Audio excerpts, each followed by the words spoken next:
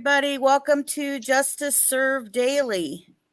I am excited today to be able to have a wonderful panel on.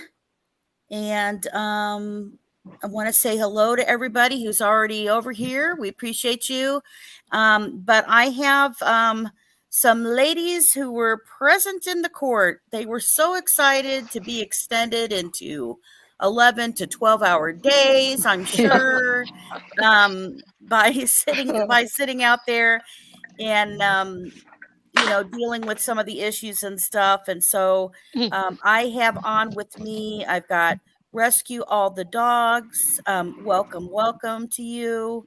I have Miss Turbo, and I have Miss Jinx also. So welcome, ladies. Hi. Thank you. So Chat. we are going to go ahead and get into it because there is a lot to cover. This will not be an 11 to 12-hour video, so I'll let everybody know that out there. But there was kind of some interesting revelations that really kind of came out, from the case itself.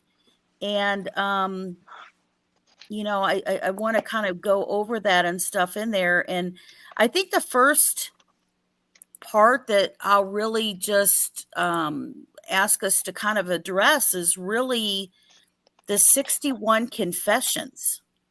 I mean, for myself, it's interesting how remember, years back when we heard, well, he confessed, and then we were shocked it may have been like 5 or 6 times back then. But now we're at 61. That's right. We're at 61 confessions that he did. And, that kind of gets beyond, just an incident of, he was coerced and here you go. So, and any of you guys had any thoughts about that when you heard that number? I mean, how was that for you guys to hear? Well, Brian Harshman, actually, I'm just looking for my notes on Harshman. I didn't have that pulled up. He testified that he kind of had a hard time quantifying the number of direct confessions. Right. And I'll quote him here. Was he day 2, guys, or day 3? Or do you know? Day 2. 2? And so to let everybody know, Brian Harshman is a detective for the Indiana State Police here. He's been there like 30 plus years. And yeah, we found out some interesting information about him, actually. Yeah, he testified last day, or the last on the second day, Turbo. Okay. He was the last on the second day. Yeah, sorry, I didn't have that queued up. Yeah, so Frosty, I don't know if you guys remember at the October 31st, 2022 presser, the Great Lake Task Force, I don't have the document right in front of me, but Frosty had it because he attended. And he always wondered how they were involved. There was a Great Lakes Task Force, and if I find my Harshman notes, I'll find it. But that's why that task force was thanked, because Harshman was a member of it, and he volunteered his services basically to help in the investigation. I want to say it was 2020. Right. There we go. And Great Lakes is up in the northwest part of Indiana, so that's where that division would come from. Yep, and he stayed on. And if you look on in the Kegan Klein, when they released the full documents from his hearing, some of the reports that we received in that doc dump have Harshman on it, specifically the one for the young girl from Terre Haute that they went to immediately after the presser on December 6, 2021 for the Anthony Schatz appeal of information. And then there was a bunch of law enforcement that went immediately to that girl like 3 days later, because she called in, and Harshman is all over that report as well. That's how I knew his name. Yeah, because he was part of U.S. Marshals Yeah. Service.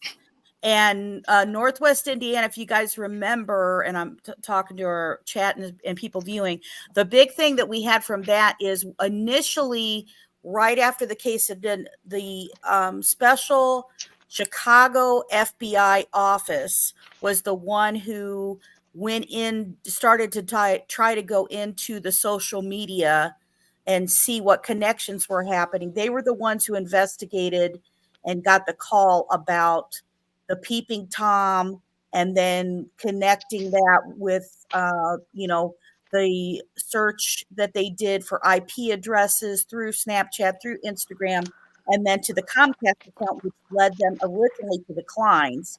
So that they had a big group who was part of that as well. So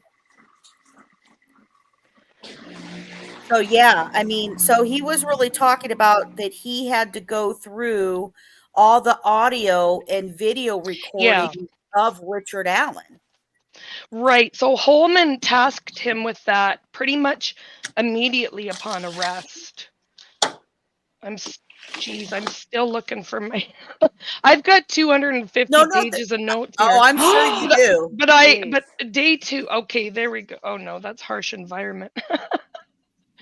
Okay, you guys continue, because I was expecting to talk about veto, so I didn't have Harshman queued up here. No, I get you. I'm just kind of going through. I mean, I know that that's one of the most shocking things that people heard of. I mean, from that, I really had, where he kind of also could talk about, because he's watching video. Here we go. They have video and stuff in there. He's able to not only talk about what was being said. And let me clarify for anybody who's like, oh my God, they shouldn't listen to that. Okay, whether you're in jail or prison, because he's under watch, because he was on suicide watch, whether you're in jail or not, in jail, they're going to record you. And if you have a conversation with anybody, even anybody who calls in, if you called into somebody, they tell the person ahead of time they're going to call. They don't do that with the attorneys. They do have a special system that programs their attorney's phone numbers. So when calls and stuff come in there, they don't even record them. They do not get recorded whatsoever. So they're not listening to whatever the attorneys are saying to Richard Allen, but anything else he talks to, family, friends, whatever, is fair game.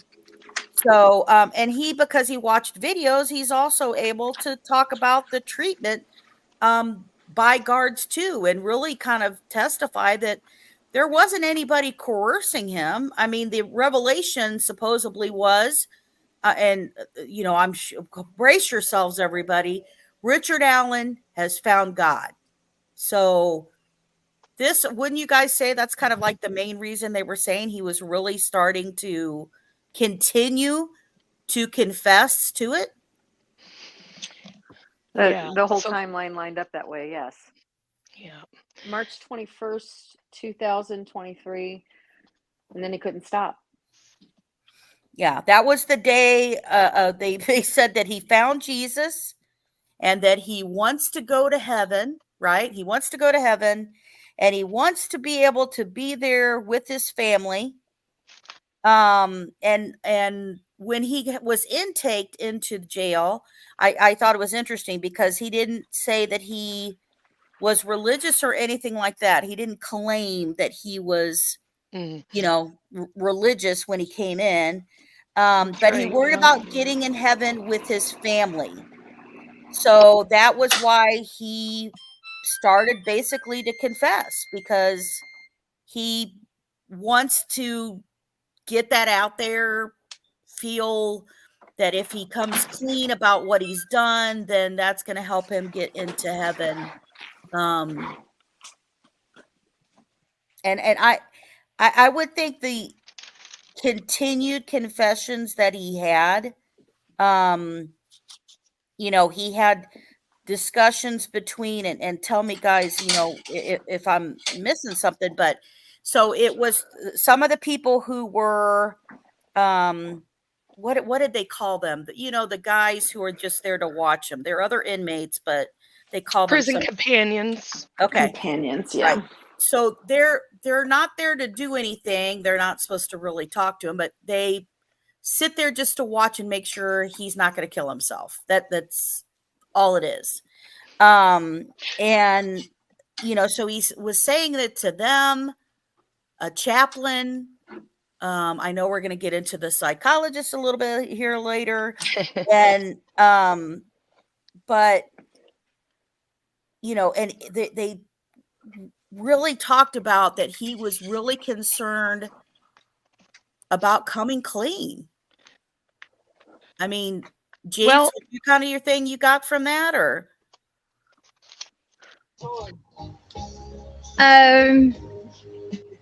You know, there was so much like, I don't know. Come back to me. Answer that. Yeah, Okay. I can answer Thank that you. for you, Jinx. Yeah, no, in the morning on day 2, Rosie laid out the confession roadmap, so to speak. And actually, Nancy Grace touched on this with her panel on that video she released a few days ago with Susan. So they broke down, Rosie laid out 5 buckets. So he put each confession, each set of kind of category for the confessions into buckets. So bucket 1 was statements that Alan made to his family. Number 2 was statements to inmates, and in this case, it was the inmate companions. And I don't know if we got into the very specific detail about, it wasn't just the inmate companions, but other inmates could overhear when he was confessing, like to multiple people when he was being moved. And so the second bucket was statements to inmates. And there was quite a bit on that, specific to what was said about him shooting the girls, and the other things that come out in that one defense filing. The third bucket was the guards that were assigned. The fourth bucket was the warden and the chaplain, and those were specifically in written form. So that bucket there was interesting because we heard about, you know, some of the letters for the warden, but absolutely nothing, very little with respect to the chaplain. And then the fifth bucket was Dr. Walla, the psychologist. yeah, And so there was a legal back and forth about these, and Diener, prosecuting attorney Stacey Diener, she came on and said that she agreed with that summary, but she had a couple more buckets to add. And the sixth bucket, so to speak, was multiple people.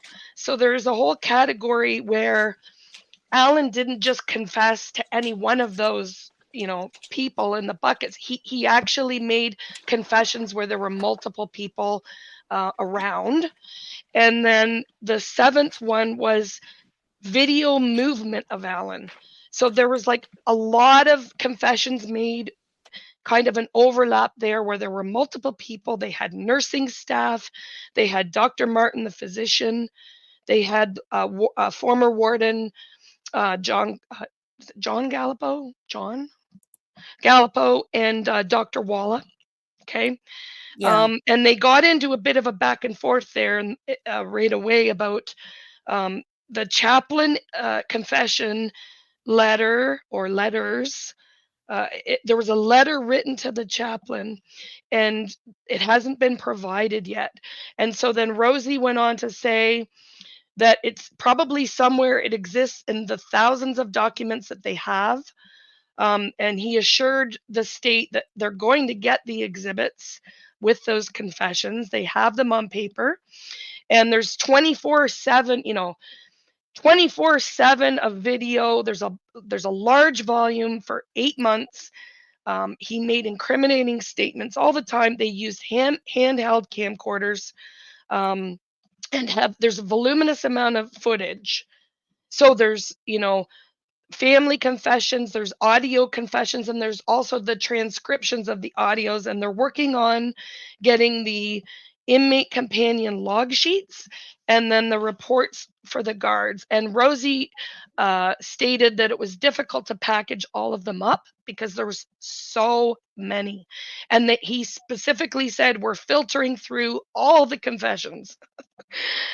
So, and then it kind of got into the degree of the confession and whether it was, direct statements. And then, so that was when, so that was actually just them going back and forth.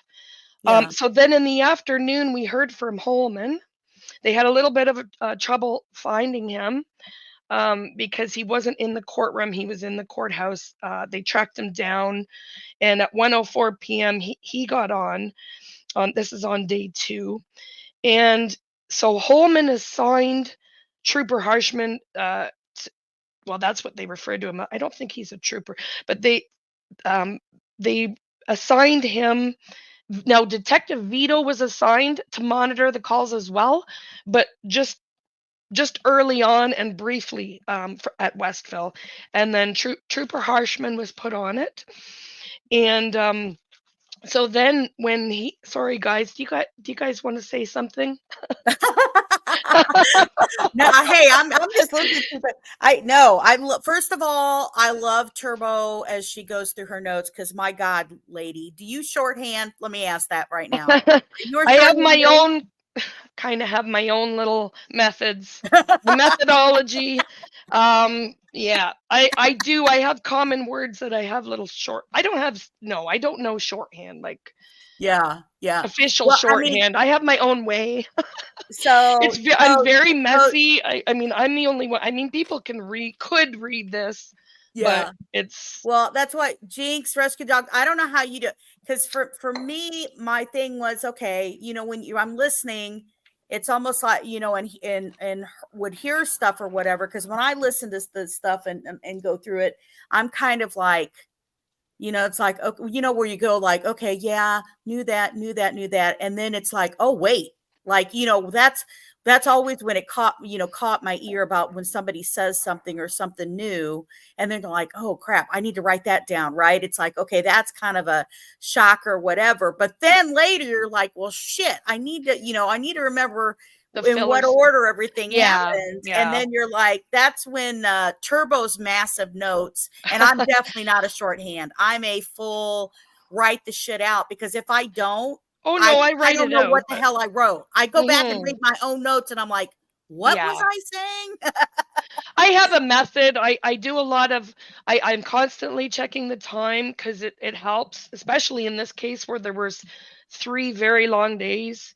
And I just use letters, D for Diener, R for Rosie, and going back and forth, because you think it's obvious, but then, and Judge, you think it's obvious, but like I basically do transcription style, and I wish that I could be like everybody else with their nice, organized, neat, like they take the main points and make their notes, but like it's just not me. I think that's good. I mean, and honestly, it's good. That's the reason that I was like, hey guys, why don't you all come on? Because I'm thinking, okay, it's like, these notes, I don't know that they're captured here, and between all of you guys and what you all witnessed and what you all took in, like even witnessing like the atmosphere in the courtroom and reaction from the family and reaction from Richard Allen and all of that. I mean, we want to get into all of that stuff in there.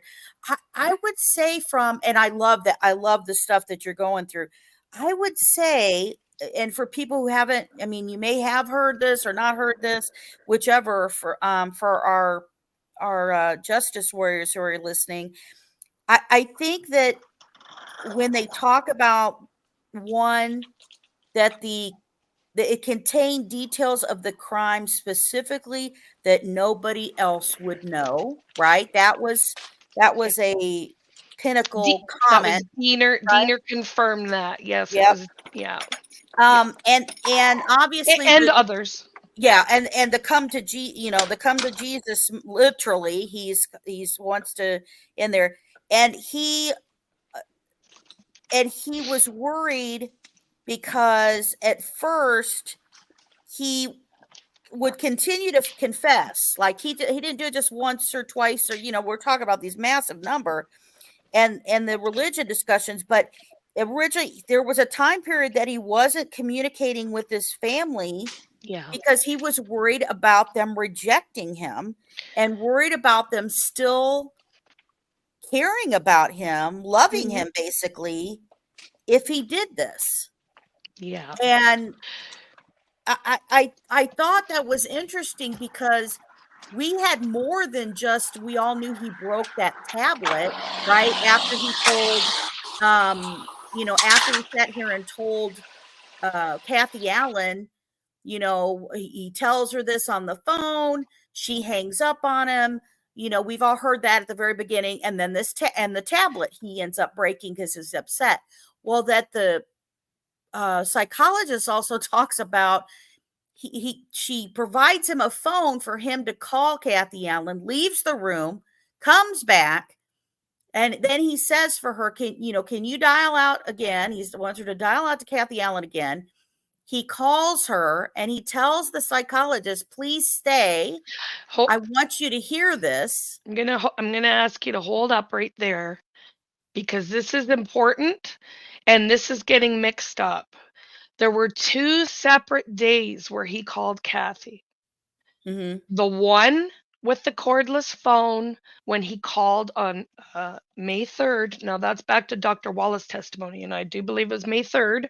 Now, preceding that, on May 2nd, Dr. Walla testified about all kinds of things that Allen had a lot to say that day.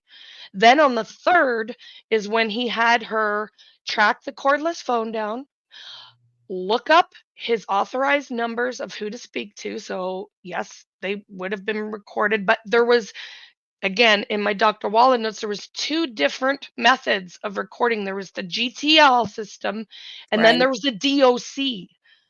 So it got into some, you know, and again, that's Dr. Walla is like a whole other life. Like, Right.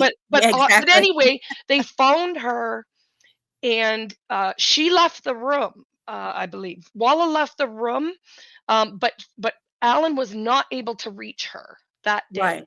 It wasn't until May 10th that he asked her to stay and all of that. Now, what is the date? Because I haven't had a chance to go back and look it up. But from the June 15th hearings and then the doc dump that happened in 2023 in June, when everything was released, what is the date that they referred to for her hanging up? Does anybody know? I don't have It was that. an April date. It was an April date. Yeah, okay. So that wasn't even okay, thank you. So, yeah, and there was all kinds of stuff that happened in April for that. But again, that's Dr. Wallace stuff. So I just wanted to point out, because everybody's talking about this cordless phone and this and that. Well, there's a lot more detail with that. And it gets into the recordings and, you know, whether she was there or not. And the first time he phoned, which was critical because it was the day after he talked about all kinds of things. He confessed to detail, like he confessed to things for Dr. Walla on May 2nd. So then May 3rd, he wanted to talk to Kathy. Well, he didn't get her. Well, then May 10th is when he got her.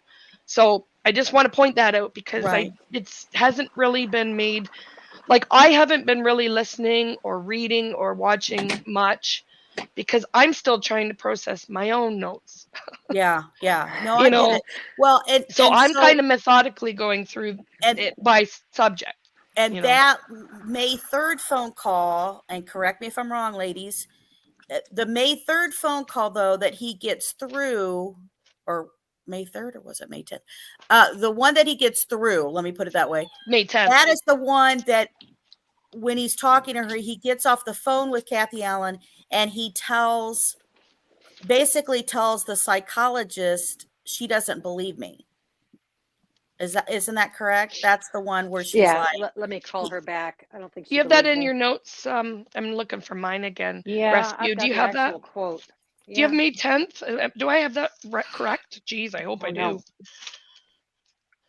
Yeah, because here's what I mean, Oh, yeah, everybody. okay. I think the big thing that I took away from all of this is I mean, there get to pull up some specifics, was that we have where when he would tell his mother, and I always said, you know, if he confessed and if it would have been, you know, they wanted to make it sound it was coerced. There was not like this interrogation where he's sitting here confessing during interrogations. No. He's sitting here eventually when he says that he has found God and he wants to go to heaven and be with his family, that he's telling this because he's basically, and this is in my perception, he's trying to make peace with it, of what it is. He's trying to come clean with it. So he's honest with his family. But his wife and his mother, and these are my words, they're not officially legal court things, are, in my opinion, they're in denial about it because they're telling him, shut up, right? Stop saying anything. You know, his wife is like, I'm going to call Baldwin, right? Don't say that. I'm going to call Baldwin, whatever. He tells his mother, and his mother's like, you know, hey, you know, they're messing with your head. You know, she's accusing that somebody's messing with him, and that's the reason he's confessing. You know, and that's kind of the reason that they're there. I mean, I really got the sense because it was stated, and I have this note here that, and you guys tell me because you guys could see him. You know, when they're talking about confessions, my understanding is when the therapist was talking about how and saying Richard Allen wanted to confess, he started kind of nodding his head. Yeah, I didn't see that. There was a lot of, believe it. So just for myself, I always have my head down in court. But I've been to 2 hearings in Fort Wayne, the March 18th contempt and dismissal, and the May 7th when all hell broke loose and the trial got postponed. But I didn't look up at those. So this time I made a point to try to look up. So I would make observations, but not at the same time as everybody else. Yeah. So we all have different, I can only speak to my own observations. I didn't see that he was nodding in agreement and shaking his head no all throughout the 3 days. Like, you know, and they're open to interpretation, but his body language, his behavior, his facial expressions, his scribbling of notes back and forth with OJ, and she was passing them to Rosie, and then Baldwin as well. Baldwin, in fact, the first day Baldwin came in, sat down with him and gave him a big full pad of paper. And Baldwin, I saw him because I was right behind them. I was literally it was Aspen, Sarah and I in the first row, and the rest of the row was filled with the defense interns, Matt Hoffman and Kathy and Janice, and then on the second day, her friend that joined them. But we were directly behind the defense and the witness box, and I could see like Baldwin wrote across the top of the notepad a sentence to him. So I was kind of thinking, well, maybe they're going to communicate on paper, because Baldwin at the other hearings I attended, he would always cover up his mouth so that the gallery couldn't see what he was saying to Allen, because they would engage in conversations like, you know, quite frequently. And so Baldwin wrote a line right across the top of the page. And then he handed Allen a blue pen, and Allen was looking at it. Like, it reminded me of I don't know. It reminded me of like a pygmy or something coming out of the rainforest. Like, what's this, you know? But he started to like doodle with it, basically. Like, he wasn't writing anything. He was kind of doodling with it. But then as the hearings proceeded, he was definitely writing notes, because Aspen and I saw it ourselves and we made notations of it in our notebooks. It was difficult. I don't know, Rescue and Jinx, could you guys see that from where you guys were seated? Could you see? I couldn't. I really couldn't. I'm short though, you know. I had people sitting in front of me like Frank Meister, and you know, I couldn't really see. Right. Yeah, I was mean, behind so people as here's the well. thing: did you anybody notice what if there was any reaction or response from Kathy or Janice Absolutely. Allen Absolutely. when they said Yeah. about them hearing these confessions? Was there any reaction? Yeah. You guys were right behind them, so you tell them Yeah. what you see. Kathy shook her head a few times. In positive or negative? In disagreement. Nothing nothing blatant. Just like a misunderstanding. Like I can't believe this. Wow. You know what I mean? Yeah. It was very sad. Very So- sad. Because it really sounded, I mean, and correct me if I'm wrong. I mean, I guess Mhm. the impression that I got was more of it was that they made it sound like the reason he's not coming clean is because he's doing it for his family. They don't want him What would to your family quote think? unquote give up, right? To Right. just Right. plead guilty to be done with it or whatever. Because also they made the comment where they said, and I think, oh God, I'm trying to remember, it was in writing, maybe that's the reason they knew about it or whatever, but there was something to the effect of where they said he says to Kathy Allen, if this gets too much for you, let me know and I'll tell all I know. That was Yeah, the that was beginning in of day November, 3. right after the arrest. 2 weeks after his arrest is when he said that. I mean, come on. Even when he just says that, don't you freaking know that he's obviously knows something if he's even saying that to you? Yeah. I mean, that's what's amazing to me. I mean, that's what's, because here's the thing, you know, I can't imagine being a spouse or a mother who could find out that maybe your spouse or your child did something like this. I mean, I can't even imagine, right? That there's people who go through this and they can't imagine that they would did there. And I get that part, but I've always commented that I thought he really wanted to confess, that like when he filed to get the damn case done early and Baldwin and then didn't go right away and hurry up and try to make it this quick trial. Why? Because they weren't ready to try to answer to all of the accusations and information and evidence that they have against Richard Allen. But it was like, man, I think he wants to confess. And that's before I knew there's, over 61 times that he's individually confessing.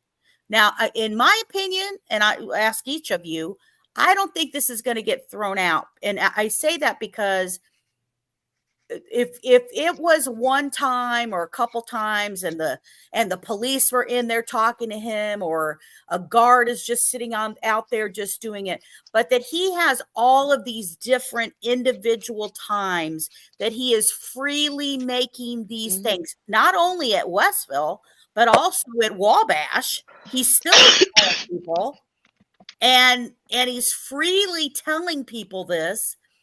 Then how can you say there's coercion? He keeps telling everybody he did it. It's him. Here's a question. Do you think that, do you think that his wife and mother and daughter are going to keep this up? Not necessarily the daughter, sorry. Yeah, I was fixing to say, I don't know that the daughter, which is one other thing I wanted to ask you guys about, because I don't know if you got a sense of when they talked about that they basically went to talk to Brittany's friends, right? Mhm. When they went to talk to Brittany's friends, what sense you got from it? I feel like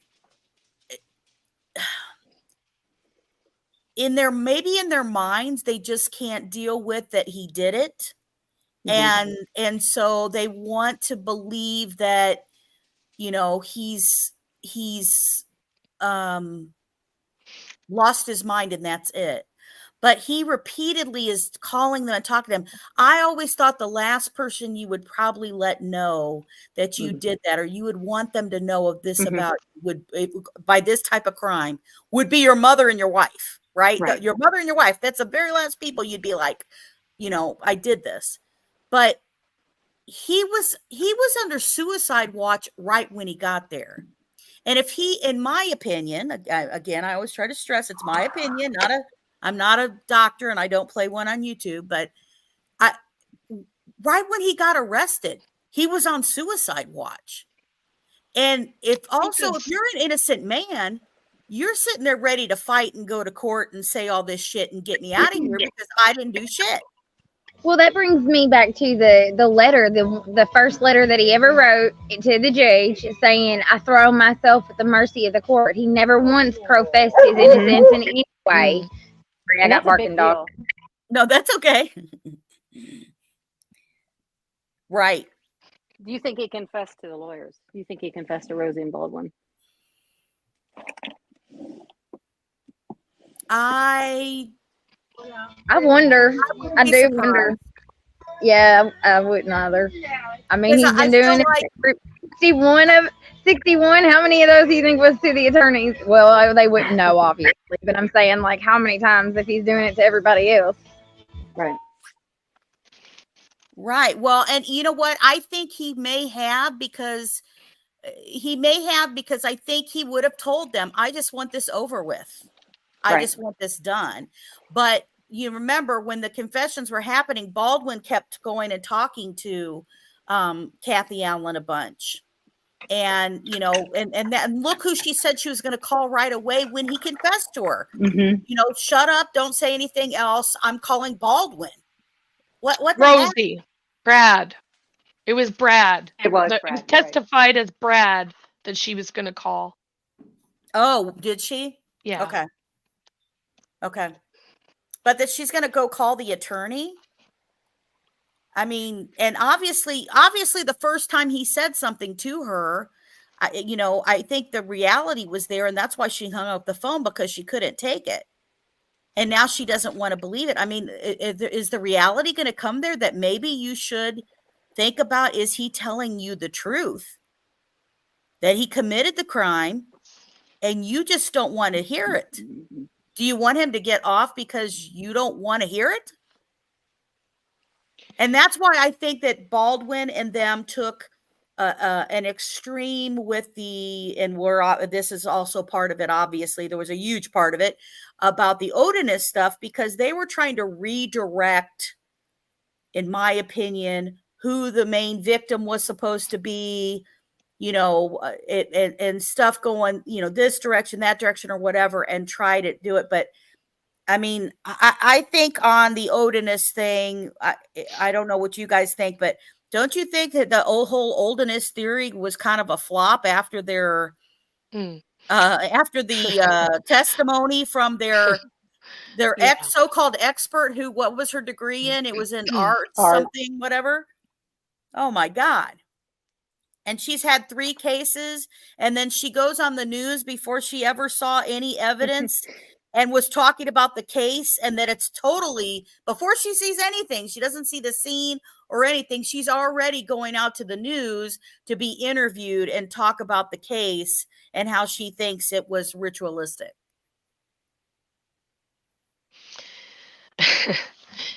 They didn't introduce anything new for the third party defense. In my opinion, I guess her testimony was new, but I mean, they had 0 evidence.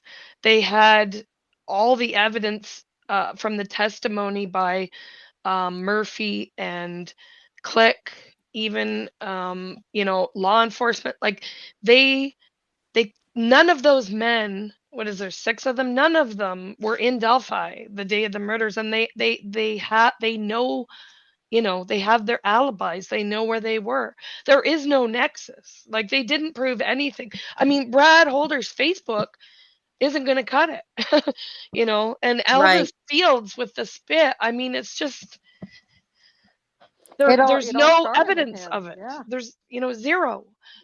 There's a very high bar to prove. Richard Allen is on trial here. And if they want to actually show that somebody else did it, I mean, they literally have not. I mean, they have nothing. Their Odin defense is dead in the water. So the question to me, I mean, it always was dead in the water to me, but I'd listened to it all, and here we are. It's all, I'm like everybody else. Like, I shouldn't say everybody, but I mean, there's nothing to me. I don't know what you guys think, but in my mind, when they brought that out, that they were throwing spaghetti at the wall right away. That's what I thought that they were doing, because a Logan or Klein defense makes a hell of a lot more sense. Yeah. Now my absolutely. question to you guys, and I want to know from Rescue and Jinx. So we heard literally 3 sentences or 4 sentences about Ron Logan in 3 days. They said they brought up the search warrant with the FBI agent Nicole Robinson had issued. They brought up his false alibi. That was it for Logan. So do you guys think that they're going to go that route if they're if the Odin stuff? I mean, I personally think, and I don't know how it works legally, but I do think that some of that stuff for Logan is going to be allowed into trial, not as a third party defense per se, but to show reasonable doubt. Right. So did they hold back on all the Logan stuff because that's what they're going to do you're going to use at trial? What do you guys think about that in particular? Well, that's a very good question, Turbo. I can appreciate that. Yeah, like that's my thinking. So it's either they've got all cut, but we've heard them say, but Logan isn't alive. So, but if they're not going to be able to do a third party defense for him, but they can certainly use some of the things that are questionable to present to the jury, I believe. I mean, I'm not American. I don't even know the legality of it, but this is my take. And then with Klein, we heard a lot about both Kleins from Detective Vito. And when they're talking about the .40 caliber gun that they never could locate, but they do have evidence that Dirk Hayes had that gun, and they had the unspent round from the .40 cal at the scene. They confirmed that Libby was communicating with the Anthony Shots account, and that there were 2 users, and that the second user was Tony Klein. Detective Vito confirmed that. Now, he did say the majority of it was, Kegan. There's a lot there that was presented for Klein for them to try to show reasonable doubt. Oh, absolutely. And you know what? And I've always thought, a million times I've said on the show, why don't they? Why wouldn't they? Think about how easy that is. They know that testimony came out, that they know that both 2 phones logged into Anthony Shots that morning at 8:00 that morning, right? 8:00 that morning, communications is going on already, logged into those accounts. And then they turn around and they talk about Anthony Shots talking to her. They know the day before she had already told friends she was going to meet with Anthony Shots. All her girlfriends know she's going to meet with Anthony Shots. They testify that it's going to be, meaning they talk to them, not testify at court yet. But then they turn around, and after the fact, Anthony Shots himself messages all these girlfriends to kind of create his own alibi by saying, oh, she was supposed to meet me there, but she never showed up. Mm-hmm. So Anthony Shots is admitting that he was there on site. So I guess to help fill in everybody, of the interesting fact was that, and people know my thoughts of that. I believe that the Kleins are involved, at least knowledgeably, about how this got set up. And this is in my opinion, but basically we have where Kegan, they bring up that Kegan did testify, go forward, and during the water search admitted that the water search was happening because Kegan Klein goes and tells them in August of 2022 that him and his dad were there, parked at the cemetery. Kegan's waiting, allegedly in the red Jeep. And I have my whole theory about this stuff because I think he told enough to try to share, but not enough to make him more culpable. But that's my opinion. And then his dad, while Kegan's parked at the cemetery, he says his dad is out in the woods, comes back up from the woods. He's covered with blood, that they leave, and they throw the knife, a knife, and a phone in the Wabash River. Now, and now this is where, okay, this is what I'm trying to pull this out of you guys and what your thoughts are when this part is said. So Vito makes a comment that, and I know, we've got Cecil, who's part of the Indiana State Police Crimes, who looked at all this stuff too. So he talks about, and remember, Kegan was very arrogant at the beginning when he was being interviewed in August of 2020 of, hey, well, where's my cell phones? Where's my cell phone? He doesn't know shit about shit, but he kept being very arrogant of, well, where's my phone pinging at? Where's my phone say I'm at? Which he knows it's showing up in Peru. Although they argue back with him, well, you're saying you're at your grandparents in Peru, but actually you're at your cousin Dirk's because that's what Wi-Fi you're signed into. I'm sorry, not Dirk, Trexler, sorry. You're at Trexler's house. You're at your cousin Trexler's house, and that's what Wi-Fi you're using. You're not using grandma and papa's, Wi-Fi, you're using theirs. So part of the issue is that we had Kegan and Tony serving as each other's alibi.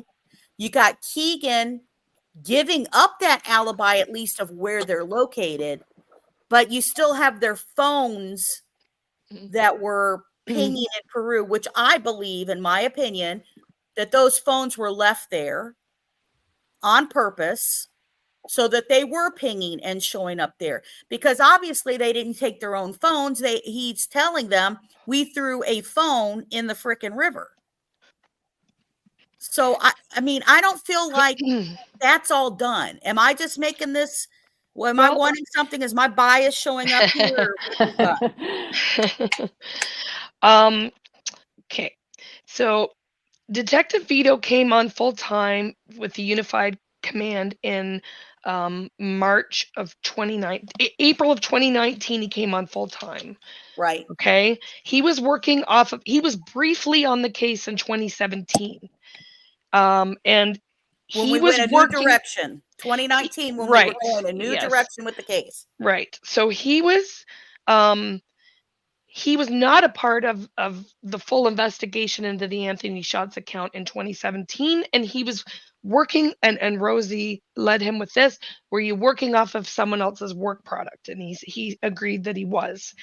And then Rosie approached with an exhibit of 3 pages, which consisted of the presser from December 6, 2021, asking about appealing to the public in the presser with the 8 photos of Vince Kowalski, which Vito testified about, and these are Rosie's words, that they cast a wide net on the Anthony Shots profile, requesting assistance. It was a formal request to disseminate from around the world. And so there was ISP agent Tracy Kunstek was mentioned, and FBI agent Willman, and he is actually on one of the witness lists. I just can't remember if it was for Kegan's case.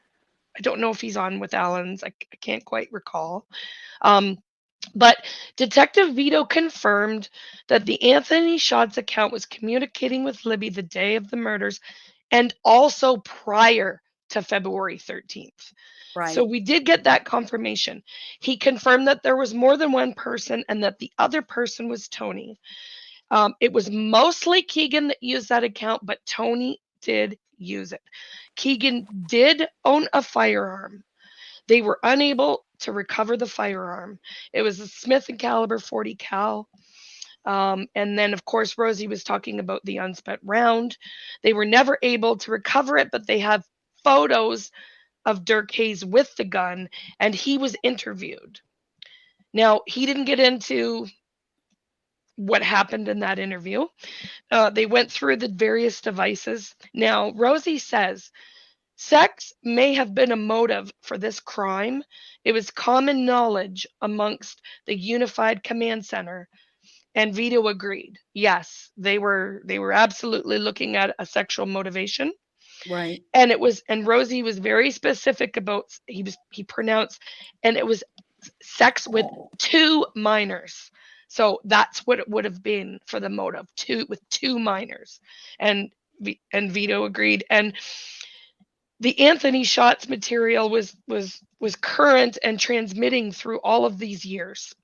And they got into the discussion about the polygraph that Kegan had failed.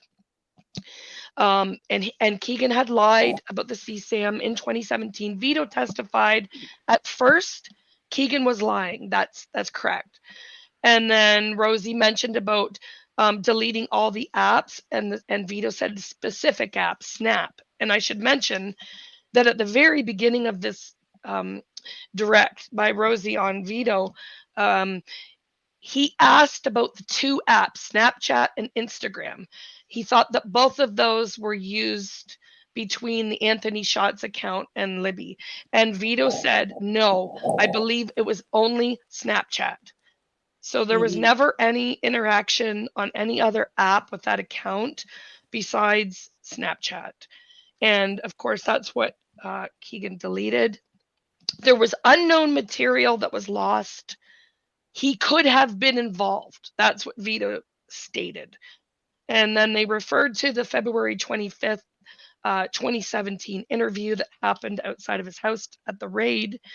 Initially, Kegan denied responsibility about the CSAM. He was beating himself up, saying he was a piece of crap, that he had the Anthony Shots profile, he lied. Vito testified that they didn't know if Klein was the one communicating that day on February 13th. Of course, they went to Vegas. Were they trying to imply meaning Kegan or meaning Tony or meaning both? Vito specifically stated, we don't know if Kegan was the one communicating that day, February 13th. Those were his words that I wrote down. The week after Kegan and Tony went to Vegas, it was a pre-planned trip to Vegas. Right. Vito testified Rosie was asking them about the money that was paid by Tony to Kegan to stay in Vegas. And that happened after, so they went to Vegas, it was planned, they come back, and then Kegan went back out. So the money to stay out there was later, after Kegan had come home and then went back out. Vito testified. And to let people know in the chat, sorry.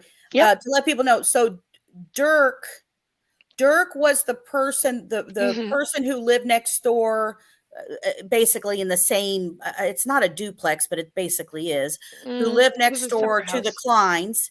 And Dirk was the best friend of, friend of Kegan, that when he moved to Vegas, and Kegan moved to Vegas with him. Yes. So they went out to Vegas and moved to Vegas with him, and he had got busted and in trouble. Yeah. And if you guys remember, I did a show where not only was Kegan Klein claiming that he had some type of photography business, air quotes, so did Dirk. Dirk had claimed and registered that he was running some so-called photography business while he was out there as well. So that's who Dirk is for people who didn't know. So just wanted to clear that up. So Vito testified that and I don't have which one, but he said his alibi was not able to be corroborated. Vito testified to that. So then he said the info on what Kegan was doing changed over time. They were never able to clear him for his alibi. They were, however, able to just disprove pretty much everything. which is quite a general statement. And he did go on to talk about that. So Vito testified that Tony was there at their house and that he was possibly using that phone. There were pictures exchanged with the Anthony Shots account and Libby, and they were the photos that were released, the 8 photos. I don't know if it was, he didn't specify it was all 8 photos, but there was, the Gucci handbag, the picture with the money, right, all those photos that were released with the presser in 2021 in December, those had been shared between the Anthony Shots account and Libby. So he did delete the conversation, and he admitted to blocking her. He deleted the Snapchat chat. He communicated with other underage friends of Libby. That was confirmed by Vito as well. And then Rosie started to go on about, him having the same physical characteristics as BG. Tony or Kegan? Kegan. And then Vito said Kegan was bigger. And he said his first contact with Kegan was August 19th, 2020. And Rosie said, "Do you recall him failing the polygraph?" And Nick immediately objected. And Rosie said, "We aren't in a trial." So there was a general discussion throughout the 3 days about, yeah, there was, well, there were a lot of, not a lot, but there were objections throughout the 3 days. And, they were sustained or overruled, but it was discussed about there being more leeway because they're trying to get to the crux of whether this should be allowed to be presented in front of the jury at trial. So they're kind of exploring this. So at some points there was some leeway extended there by Judge Gall on this stuff. So let me say this. Let me say this here, and I'm going to ask each of you to respond. Why the hell? Now we know, okay, first we know Kegan's a liar. He's never going to tell the full truth. He's not going to own 100% of what his culpability is. He's a liar. He's a liar. We know that. We know that.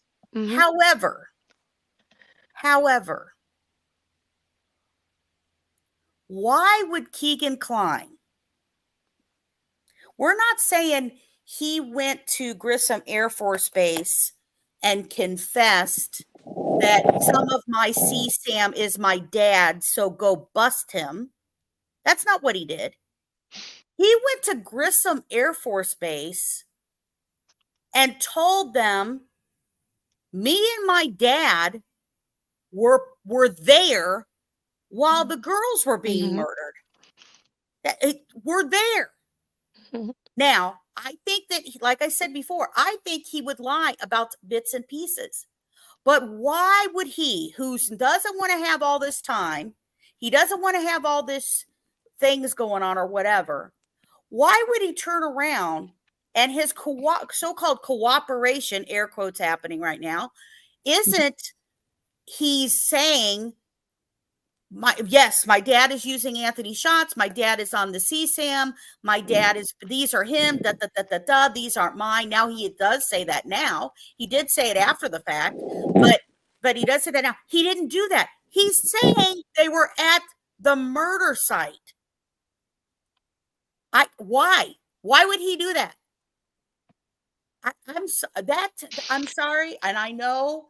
Well, remember, guys, if it comes out that the Kleins absolutely did not have anything to do with it, and they didn't even set it up. I'm not saying Kegan was out there. I don't think he would have got his butt out of the car to do anything.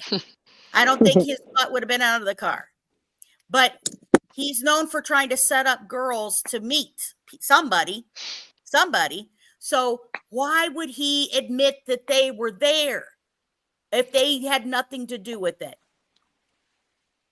I've thought about that a few times. You go first. Go ahead. No, you go. Rescue. Well, I've thought about that a few times, and Dad. Why did he pick Tony over anybody? Why did he just say nothing?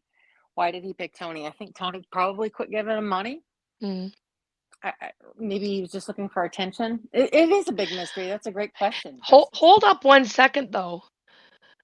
There was a visit between Tony and Kegan the day before they took him to Grissom on August 15th. Well, not just 2022. one day, Turbo. Well, I showed the paperwork that he started to panic when he heard that Kegan was going to cooperate and contacted the police that he was going to cooperate. And I did a show showing all of a sudden for like, he's not seeing him at all. And all of a sudden, Tony is visiting him like crazy for like a 10-day period. Boom, boom, boom, boom, boom. He keeps going to visit him. Why? What was he worried about? What was he worried about? He seemed to be panicking about something. Doesn't make any sense. Well, I'm going to throw something. Now seems like a good time to throw it out there. Go, girl, throw it out. Okay. So,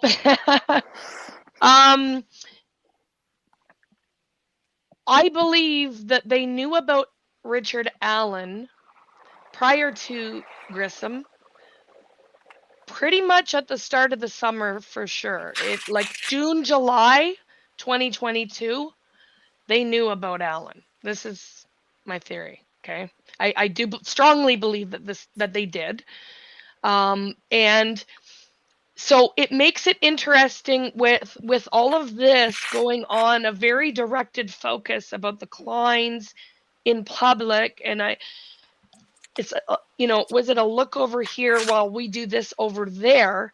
So now I'm going to talk about the river search in Delphi, because Vito testified that the Peru River search, that they did search because of Kegan, and certainly Kevin and Anya were, they were tipped off. I have no idea how, but I mean, it got put forth that it was it became very public that there was a search going on in Peru. And as to whether it was regarding the Delphi case or not, I mean, we all, we watched it go on for 5 weeks. It seemed quite, right. I mean, I always thought it was. But I've come to find out in the last week that so I did a video on the one river search in Delphi, which was on the Tippecanoe River on, it was, so murder sheets come out on August 22nd, which was the Tuesday. I think I was getting these. Started so August, Thursday. It ran through September. Yeah, September 19th or so. But on the Thursday, 2 days after Murder Sheet reported about that Peru River search, a local saw, whatever the quantity was, 5 to 7 undercover white SUVs, unmarked, very obviously police officers, and they were in the river searching just outside Delphi on Highway 18, and it was a couple miles west of the Horizon Vet where Kathy worked, okay? That is 100%. But I've come to find, so that was the Tippecanoe River. But in my travels to Delphi in the last week, I come to find out that there was another river search in Delphi. And that was on the Wabash. Let me say this right, the Wabash. Right, Wabash. Not bad for a Canadian. Wabash. It was on the Wabash. We're going to make you an honorary Hoosier soon. You know that, right? I try, when you say it wrong the first time and you just, I don't know why I struggle with that stupid word. We just need to hear you say Washington. That's all. My grandma used to say wash your face. But yeah, the Wabash, just outside 3 miles outside of Delphi. There's a big overpass there, and those same undercover vehicles were seen there as well in August. So that's 2 searches at the same time that we know that they're now. Could it be related to Kegan? Maybe they searched Peru for Kegan, but they also searched for Allen, because we know that the AutoZone is right up the road from the places that they were searching, and there were multiple locations. It wasn't just at the Blue Bridge in Peru. Well, and they remember, were they searching. interviewed an employee at AutoZone as well. There was somebody who was interviewed at AutoZone. And if you look, that place there is if you look on the map, like it's a stone's throw. It's not far from the river there. Well, I mean you know, the river's right there. It runs through town. But what I'm saying is, if you take my theory that they knew about Alan, and they've got this that they're doing with Kegan, and maybe it's true, maybe they know he's full of shit, or maybe they're using it for smoke and mirrors or whatever. You know, did Kegan tell them about 2 places in Delphi? I don't know. Maybe. But the route that he discussed, and Vito testified to this on the stand last week, the route that Kegan took them and showed them where his dad went was the most direct route from the Monon High Bridge to Peru, which I believe is, I didn't look it up on Google Maps, but I think it's the Who's Your Harvester, isn't it? Or Who's Your Heartland Highway, right there, right? Yeah, I mean, they could have done that, but you can also take you could pick up 25. They could even, I mean, if they back road it, they could pick up 25. But and see, that's the thing, that when they say that they got rid of the stuff in the river, and correct me if I'm wrong, ladies, they don't say necessarily that Kegan said he disposed the stuff in the river. Yeah, he did. Vito testified to that. That Kegan said he threw it in the river? Kegan said he threw the phone in, and that Tony threw the knife in. Okay, at the same time. At the bridge in Peru. That was the testimony. Okay. That's what was said at Grissom. See, what for me, I feel like the date that we have in a probable cause, where Liggett is saying when he finally suddenly came this epiphany that came out of Orion system, bullshit. I call bullshit. Yeah, that happened in September, though, was right before the water searches were done. So, we have so much going on. Yeah, there. Exactly. We have so much going on during that time frame. Yep. Things we didn't know at the time. We didn't know that Lorman had been busted and is working a deal in the background while that's going on. We didn't know that Eastman got busted, had a search warrant raid done on his house on actually December 6th, at the same time, 2021. So did Tony Klein's house get the second search warrant that was done before it hit public that Kegan was in jail. So all of that stuff was all happening at the same time in 2022, leading up to when he's in there. We did learn one new thing. Sorry to interrupt. I've been trying to mention this because this is one new thing. So Kegan was taken into custody on August 19th, 2020. On August 21st, 2020, Tony Klein was interviewed at the Peru State Post. And Rosie asked Vito, you had some tips that Tony may have been involved in some murders, which was strange that he said that, I thought. And Vito said no. So I don't know where. And then Rosie goes into the domestic related violence of Tony. With respect to his stepson and Kegan's mom and whatnot that we know all about. But yeah, I just wanted to mention that was one new piece of information from that we found out. I know. Core team. And again, I said I would eat my fedora when this is all over, if somehow the Kleins are not in some way connected to this. And I only say that because I think it was allowed to be set up. There's too much of the guys who have in common not only just CSAM, which is horrific by itself in Delphi, that I did that map for you guys to show how many of there are, and they all freaking live near each other, and Richard Allen, but also that they all have that extreme aggravating circumstances. There is torture involved in these. of children and how young some of these kids are in common. And the reason that's odd is because in a percentage of CSAM that is found, period, usually aggravating circumstances involving babies and toddlers and stuff like that is a very small percentage. Yet all of these guys had it. All of these guys there had it. So, you know, in common, they're sharing some type of torturistic type of CSAM that's being shared. Here's my thought on this. Yeah. Here's my thought on this. Not necessarily. Can I just say, not necessarily CSAM? My opinion is that the Dropbox was not only, it wasn't just, quote, just CSAM that was being shared. Yeah.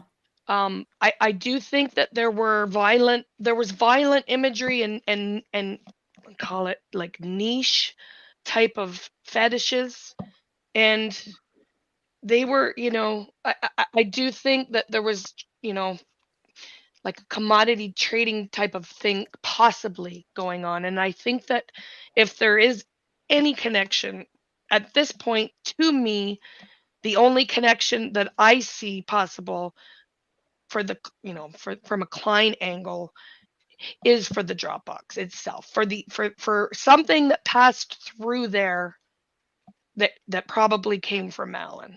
Maybe. And I'll share through an alias. I might. I know I shared this with Turbo, and I'm gonna share it. I'm gonna stress very much specifically this is allegedly, because I have not been able to confirm from a tip that came to me a very, very long time ago, and just that somebody had shared information with me that Richard Allen was into horror porn. Mm-hmm. And now this was one particular tip. This was alleged. This came in there. I mean, you know, I got that, but it's like, okay, well, how the hell do I confirm that? Yeah. Right? How do you go and confirm it unless we see that his stuff is found? Yeah. And they're told. And we talked about this. We talked about this, and I do believe, and we have like totally different information, and I had, you know, I have similar information to that. Yeah. That was one of his predilections. Right. So I haven't seen anything that indicates CSAM for Alan myself. Like I have not, I really haven't been able to really see anything. Well, and the other thing is that when this stuff all went down, I mean, here's the other thing we have to all remember. You know, I know the big thing that they talked about was that they can't connect Alan and the Kleins yet. That's right. They cannot electronically connect Alan and the Kleins. They are still doing that. So then we got to go back to remember Doug Carter and McLeland, during the press conference of Richard Allen, kept the tip lines open. Right, yeah. They said, if there's anybody else involved, we want information. Still continue to give tips. Still continue to give information. And I will tell you and give you guys a heads up. I have a video that I've been working on prior to this whole thing. And it was going to be a short. And then I was like, holy shit, this is way bigger than a short. I can't do it short. And it's going to be called The Missing Witness. And I'm going to go through stuff because I have a suspicion that again, this is totally in my opinion. I'm totally speculating here. But I think that one of the things that Kegan may have not told the truth about is what they were actually driving. Because I think a red Jeep is pretty goddamn easy to tell whether anybody saw a damn red Jeep out there or not. And we've shown the picture of the red Jeep that they own. But there is other, and I'm going to use it plural. There are other witnesses, definitely two, we know, who were there that day, who saw something. And they're not in the probable cause affidavit for Richard Allen. And I'm going to argue, I'm going to do this show. When I do this show, I'm going to show you guys, I think the reason is because who they saw wasn't Richard Allen. And we know for certain of 2 of those witnesses that I'm going to go over. So are you referring to the 2 sketches? The one, like, no, okay. I'm not. This is nothing to do with the sketches. I'm talking about actual witness on site. On site. Because there was some discussion about that during testimony with Holman. And he said that he always believed that both sketches were the same man, the old and the new. And Rosie brought up, of course, the new direction presser where they flat out said that it wasn't. And then they got into all of that about the course of the investigation and whatnot.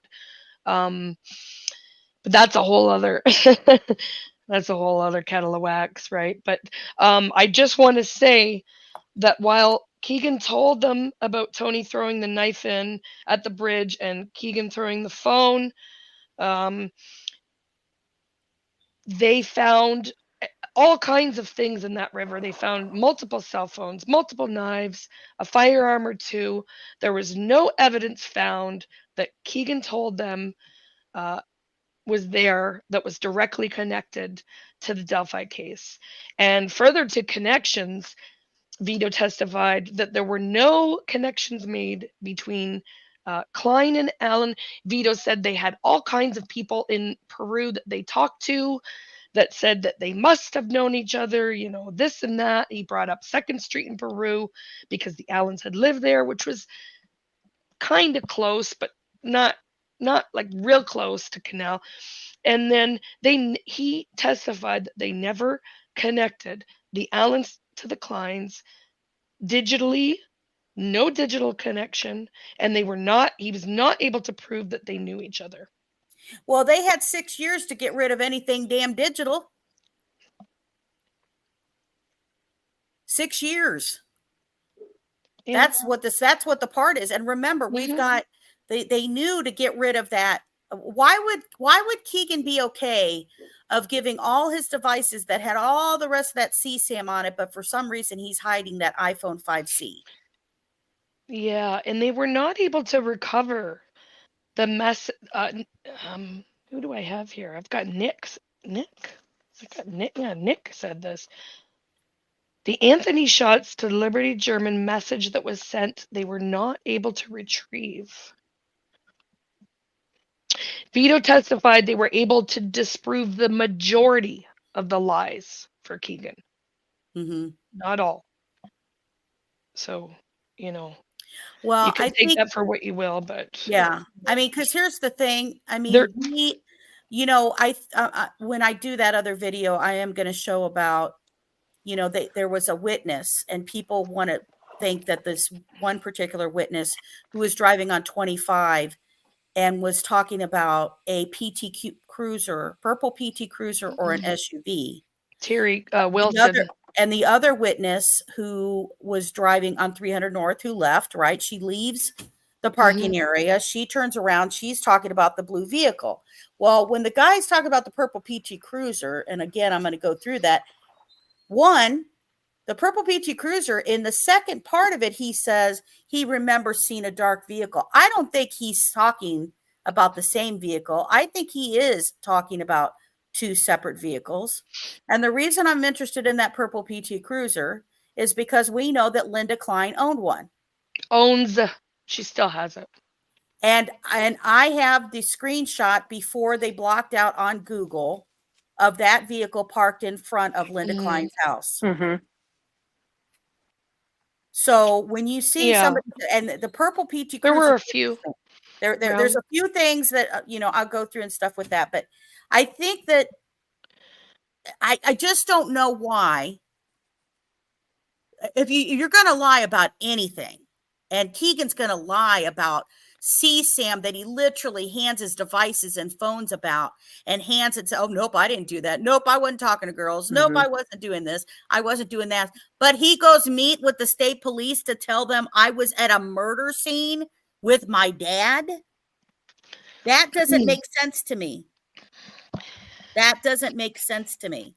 Jinx, what's your thoughts on that? She's on mute. You text me every time when I stop I know. Hey, I'm like a teacher. I know when you're paying attention. Okay, re-ask that last question. Why, if Kegan is willing to lie about something the police officers have in their hands of CSAM and his devices, and whether he talked to girls, and whether he was doing this, that, or the other, then why? And he'll lie about that, and they have the shit in front of him. Why would he go meet with the Indiana State Police, with them at Grissom, and put himself and his dad at a fucking crime scene of 2 murders? He's pissed at his dad. Yeah, but he's putting him there too. He's not just putting his dad there. He knows he wasn't. He's putting him there. I don't know. Do you think he was kind of trying to kill time to to slow down his own personal case and have him in the sentencing and everything? You know, like procrastination on his own progress of his case. Well, he knew that the only way he would get some type of deal if he was giving something up. I mean, I would think the easier part that he could see, his dad hadn't completely cut him off at that point. He didn't start blocking him until after that.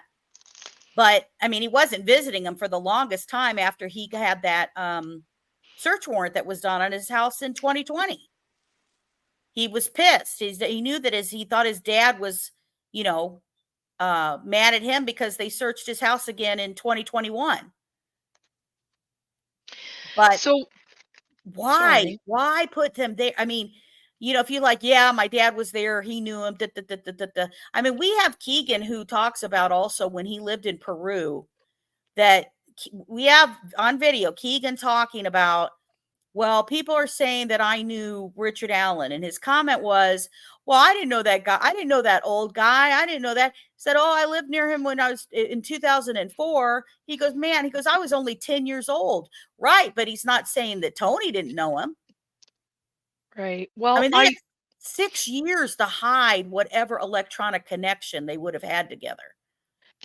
There's one thing I want to point out here that was new it's kind of new. I don't know exactly if this is what was kind of sealed from Klein's 300-page dump or 260-page dump after his sentencing, but a little after 5 o'clock, Rosie introduced and asked to approach Vito with Exhibit EEE.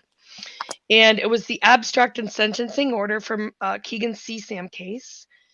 And so he brought up that when ISP investigated Klein for Delphi, that the separate case was prompted by the Delphi investigation, which of course we know that he had just been sentenced for.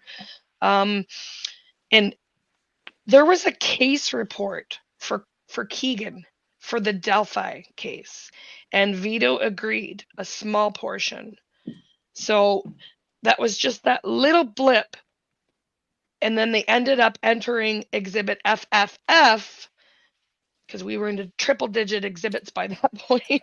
I think this is still day 2, is it? No, this is day 3. Okay. And then, so there was a very small portion of a report for Klein for Delphi. So that got on record, and that, I think that's new information. Like, it could go back to, I had done a small video again with the girl, and I do think if there is a connection, it has something to do with that Dropbox, but not specifically that the Kleins were in cahoots with Alan or anything like that. I don't believe it, but they did testify that there was no digital connection between Alan and the Kleins. Yeah, maybe it's an alias or like a third party type of something went through that Dropbox. That's where I'm at. I think that's where I'm at. I also think that there's no way that they can take the word of Kegan Klein and go arrest Tony. I mean, people know how much Kegan is a liar, right?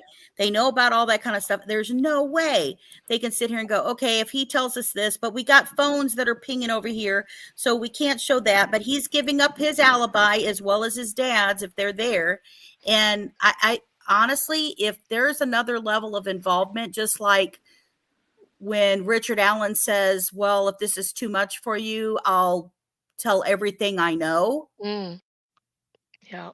Now I have heard the rumor that when Allen said things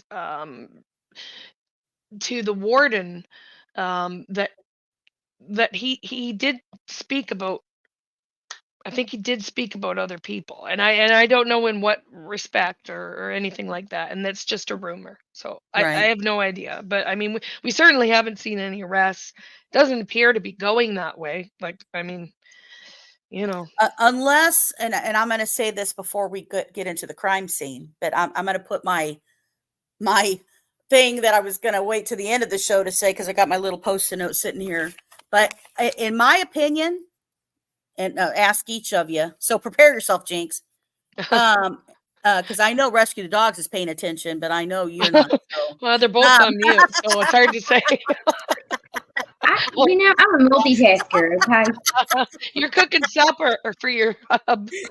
I love her. I've got to pick on her. So I have a suspicion, a thought that I think, in my opinion, that when Judge Gull comes back, I believe that the confessions are going to stay because there's too many, and they can't specifically say one of them are coerced. Yeah. And I think that even if Judge Gull allows the Odinist stuff to go in there with this so-called art degreed expert of Odinist, okay? Keep going. That I think, regardless if Odinist is in or out, but these 60-some confessions are in addition to, we don't know what other evidence. Now, I know there's people trying to argue, well, that's still not enough. Well, then they didn't present all the evidence. It wasn't a trial. They didn't show everything that they have. We don't know that yet. But, haven't even scratched the surface. Right. We don't know what forensics we're going to see and hear about. But I think, and I know that there was kind of a go up to the judge and talk about another day for them to meet. And I'm not saying that's it, but I want to be suspicious of it. I think that they may be interested in taking a plea deal if all of those, especially if all of those confessions are kept and Odinist is thrown out, especially if those two things happen. Because honestly, if they're good attorneys and want to do what's right for Richard Allen, they're going to try to get him the best deal that they can. And I think they know what we don't know as far as forensics that they have. And we'll talk about the crime scene with everybody. Well, there's been rumors that Allen has written Judge Gull. You know, that's been floating around out there for quite a while. And interestingly, after Judge Gull vacated the safekeeping order just before 8:30 on day 3, Stacey Diener requested a sidebar at the bench, and they all went forward. They had, I don't know, it was about a 5-minute discussion. No, yeah, it was after she vacated the safekeeping order. They had about a 5-minute discussion, and then they come back, and Rosie said, well, now that we have this ruling and he's going to be moved, that might change things for what we're going to do. And Judge Gull had already said to the court, she addressed them and said, we'll let you know about what we talked about up here. And I have to look at my notes, but I think she said next week, or, in other words, we're going to let you know. We're not putting it on record right now, but we're going to let you know. And then Rosie, he was all bubbly because, they got their safekeeping order. And he was like, oh, well, that might change things now if he's moved. And so we don't know what that was about, but there's something coming down the pipe. And it was literally in the last minute of the final day at 8:30 that happened. So when you talk about a, you know, plea deal or whatever, I mean, I don't think that's what it is, but I guess you never know. Well, I think that the ultimate goal for Richard, the reason I say it is because the ultimate goal for Richard Allen is obviously he wants his family to accept that he did it and still care about him, Yeah. even though he did it. That was, you know, that's what they shared. Mm. But he wants to be close to his family, Mm. and he's not being at Wabash. Mm. And so with him being at Wabash, I think that alone Mm. is going to make him happy as I Cass hear County, how you mean? well he smiled at going to Cass County, because his Mhm. family can see him. They And can't though, at that jail, that's the thing, is that at Cass County Jail, he won't have those physical visits with Kathy anymore. Or I don't know how you know, I don't know what he's. well, and the other thing with Cass County is he's not going to have the mental health assistance. He certainly isn't. There's only 1 day a week.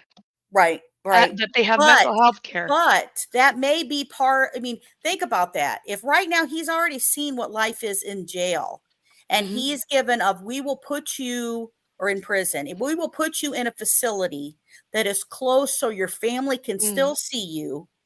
Yeah. Which is the ultimate, that he can It's still really all he has to, you know.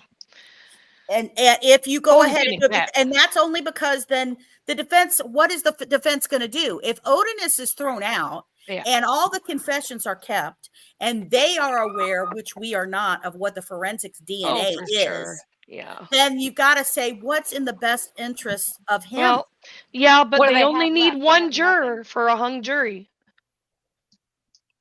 No. Yeah. Jinx, what do you think? Yeah, You think yes. it's a plea deal?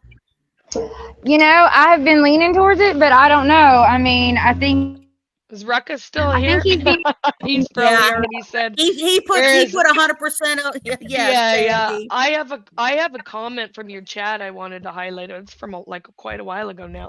I know we've had everybody. I appreciate everybody out there. We're sitting here yapping and giving all this detail. And I appreciate all you of had you some here, good you comments. guys.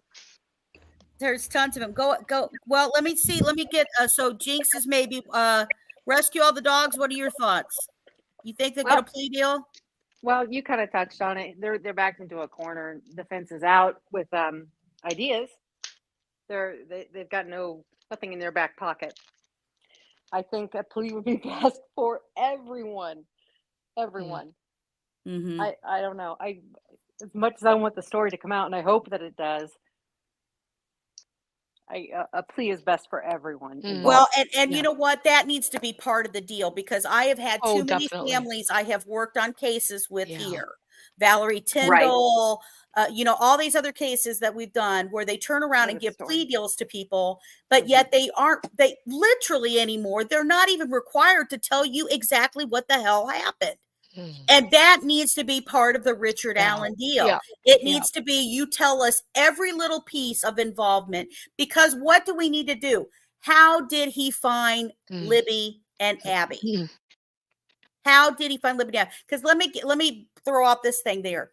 One of the confessions that they talked about that was at Wabash, that there was a mention that Richard Allen said that what it was stated, and correct me if I'm wrong, ladies, that it was, I'm sorry for what I did to Abby.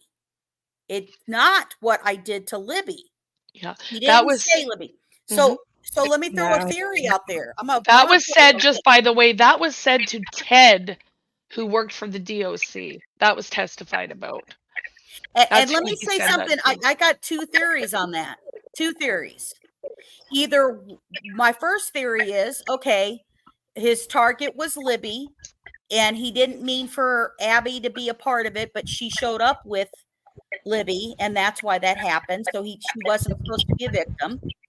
Or he's not the one who killed Libby. Yeah, and did he kill Abby? And if there's a second person on site, did that person actually kill Libby? I had that theory for quite a long time, but I do think that it's only him. And I don't think that they were targeted. I think they come along and he was prepared, and they fit what he was looking for, which wasn't their age. I don't think. And that's a far cry from the way I used to think about the way this all went down. Right. Yeah. I always thought they were targeted. I mean, I did. I always thought Kleins were Yeah. involved and they were targeted. Yep. I've got to let that go. Yeah. It's hard to get your head around that could possibly happen, where you have all these nefarious, men, Actors. Yeah. like all of this going on in that little town. Like it's incomprehensible, really. Yeah. What are the horrific chances of something, like multiple things going on there in that little town on that day with these, again, Two girls. scumbags. Yeah. But Poor girls. Well, and you know what? That's where I'm at. I think the other, part of that's why when I asked about them saying that they talked to Richard Allen's daughter's friends, it's like, okay, what is that about? Because then you wonder, was there, and I'm just throwing this allegedly, this is total speculation. I want to point that out to the people watching. Yeah. Was there some type of molestation, or was there some type of maybe molestation of her friends, or even just the weird vibe of him around her friends? You know what I mean? Some type of interview because of that. With that specific information that come out in court last week, it was testified by Holman, and it was very specific in reference to the box cutter confession, him disposing of it at CVS in the dumpster, and then it was immediately asked about if Holman went back and re-interviewed his wife, his daughter, and his daughter's friends, and I personally took it to mean that one of his daughter's friends worked at CVS. I know what you're saying, and that's a possibility, but that's a whole other kettle of wax. But with specifically referencing what come out last week about that context right there, that's what was testified.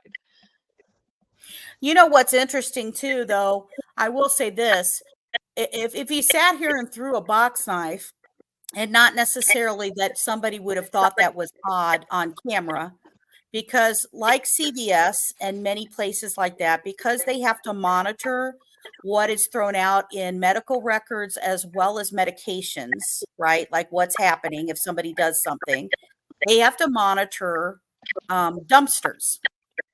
And they have cameras on the back of the CVSs that monitor the dumpsters. Now, if they saw Richard Allen go walk back there and throw a box knife in there, that doesn't necessarily mean anything. No. They could have been like, oh, he's just throwing out an old box knife. But, what's sad is that if they would have known this way in advance, then they could have picked up on that. I mean, there's stuff in there. I mean, that's why I'm sorry. I'm also upset still about the whole damn video that's lost at the Marathon gas station. Well, while we're talking about CVS, don't you think that CVS tapes and employment records are going to blow everything open?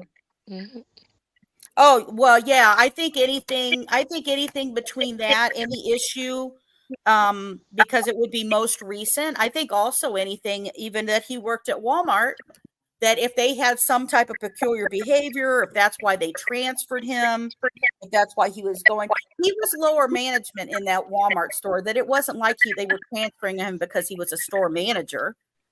He was a shift manager.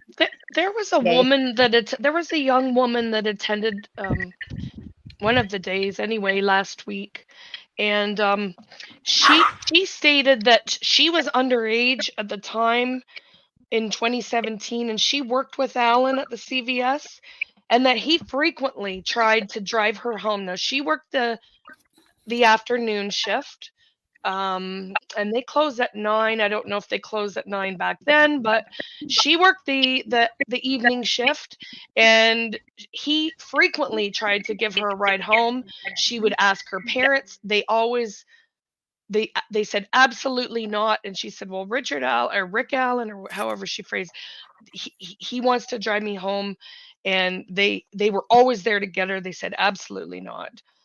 And she's studying in the legal field now, and she attended one day for sure, and had told that little bit of information.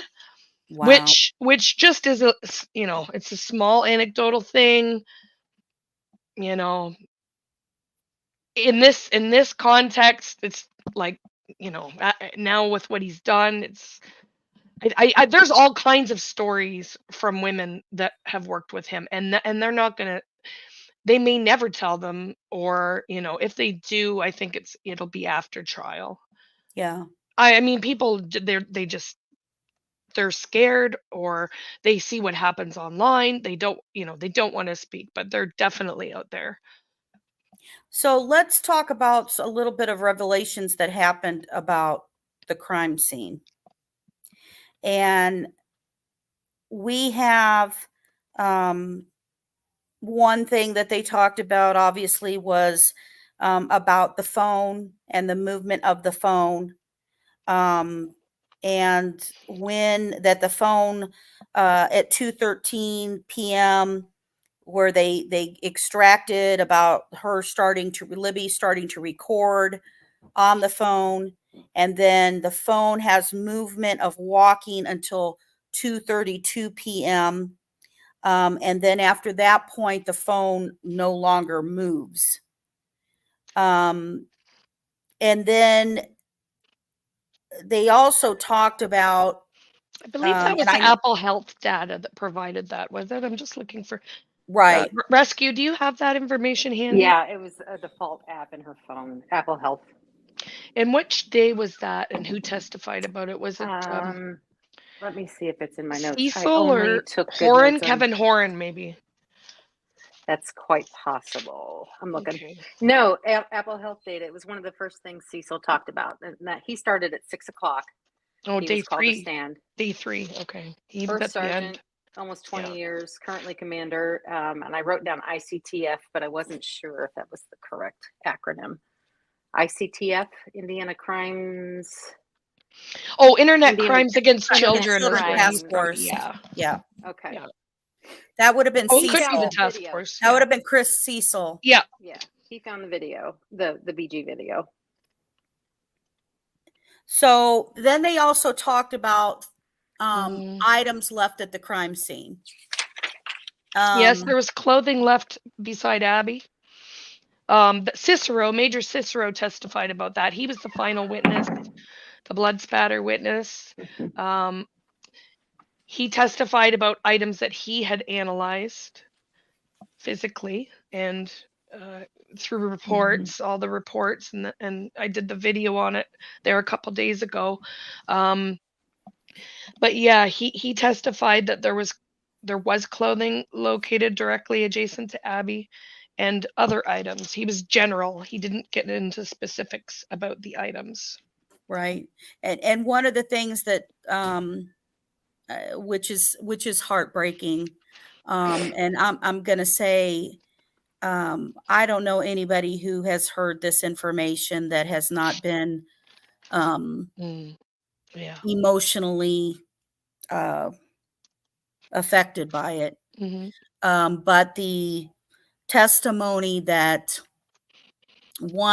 Abby basically had died where she was found, that her throat was slit, that she was wearing Libby's sweatshirt over her clothes. There was no specification made about whose clothing Abby had. I thought the sweatshirt was said that it was Libby's sweatshirt. Sorry, last week there was no specification about whose clothing Abby had on.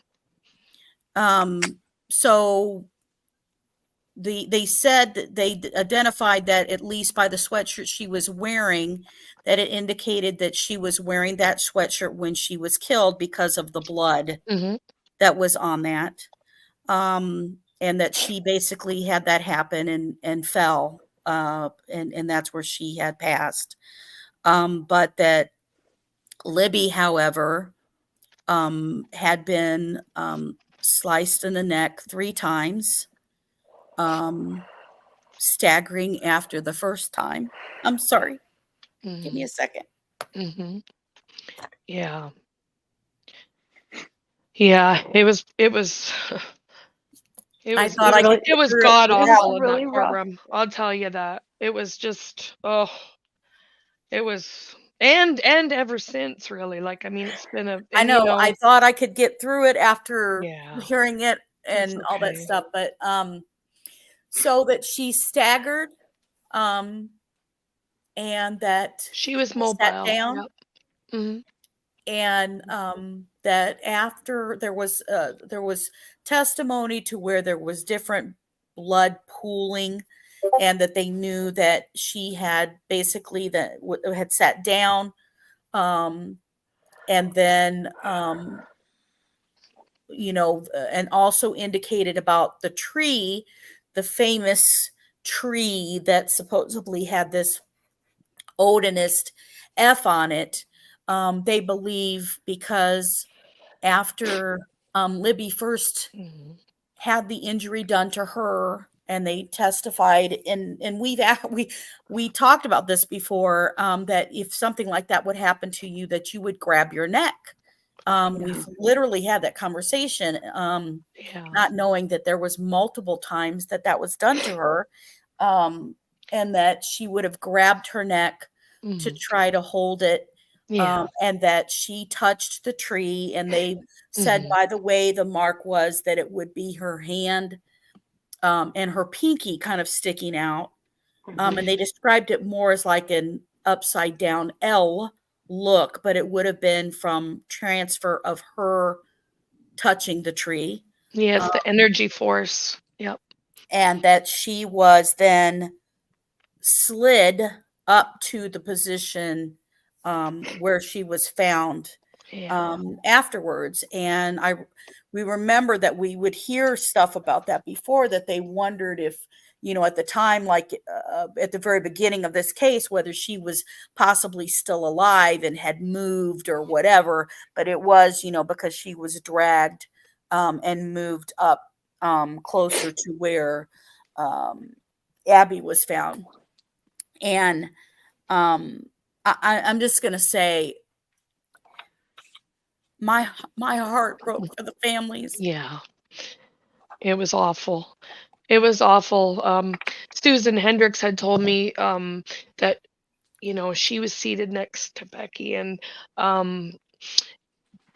when Major Cicero was testifying specifically about Libby's head, that, Becky had her fingers up on her face and was tracing down when he was describing the blood running down from her eyes, the pattern of the flow, trying to imagine it. And it was just, oh God.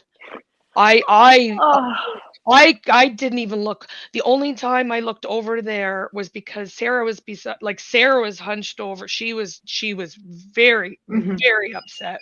And I knew, I glanced over, and I just briefly glanced over, because I just had to, I was kind of in the zone, and I was just documenting, and I was kind of emotionally removed from it. And Aspen was very upset. Like everybody was upset. It was tough, and it didn't hit me until the next couple days. Actually, it just hit me on Friday. I was just like, but it was really, really difficult in that courtroom. And of course, I mean, Major Cicero, he was just compassionate and very considerate, I would call it, with his descriptions and how he talked about everything. And, it was just, tactfully done, and James Luttrell, Prosecutor Luttrell handled that, which was the first time that we ever really got to hear him for any length of time. He had talked a little bit last week, but he handled the direct of Major Cicero, and they just did it with, they were very compassionate, and it was as easy as it could be, in that regard. But it was pretty shocking because we didn't know that was going to happen. He came on the stand a little after 7 p.m. We'd been there since 9 a.m. It was almost like a surprise witness, but I think they had to get, Susan had mentioned that they wanted to get that evidence introduced for Libby's hand, basically, because it takes a lot of the wind out of the Odinist. The third part. Yeah, but of the third that party. That makes sense. Yeah. And there was a reference to the DNA report, and both sides and Judge Gull, they all knew the issues about that, because the defense had said something about not Libby's, or I have it I can't quite remember the exact wording. The DNA report. OJ objected when there was this discussion about Libby's hand, and then Luttrell referenced the DNA report to Judge Gull, and then OJ come back and said the DNA report does not have Libby, and then Judge Gull said, and it was kind of confusing, but she said overruled, and then she said I understand. So basically, they all knew something the contents of that DNA report. Right. There's some sort of an issue, and then they allowed the testimony to continue about her blood and the sensation cast off and all of those things. But so we should also let everybody know that Kathy Allen and Janice Allen left before this testimony happened. They were pre-warned. And I'm trying to, was the pre-warning really more so? Would you say that Baldwin kind of gave him a heads up, or who was it who At really the beginning, Baldwin did, yes. He leaned in to Kathy and Janice and whispered that to them, that it could get rough today, and they are under no obligation to be there all day. Something along those lines. That's not word for word. And the general, I'm sorry, how is that rough for them? It's not their babies. It's not their kids. Yeah, I agree. Yeah, well, that's I'm sorry. Facing the reality of compassion for them. Yeah. I just don't get it. Well, I can tell you that probably 95% of the people in that courtroom were wanting them to hear that. After the fact, in the days after, it's been all the discussion, because, like, generally speaking, everybody wants them to hear those details of what her son and her husband did to Libby and Abby.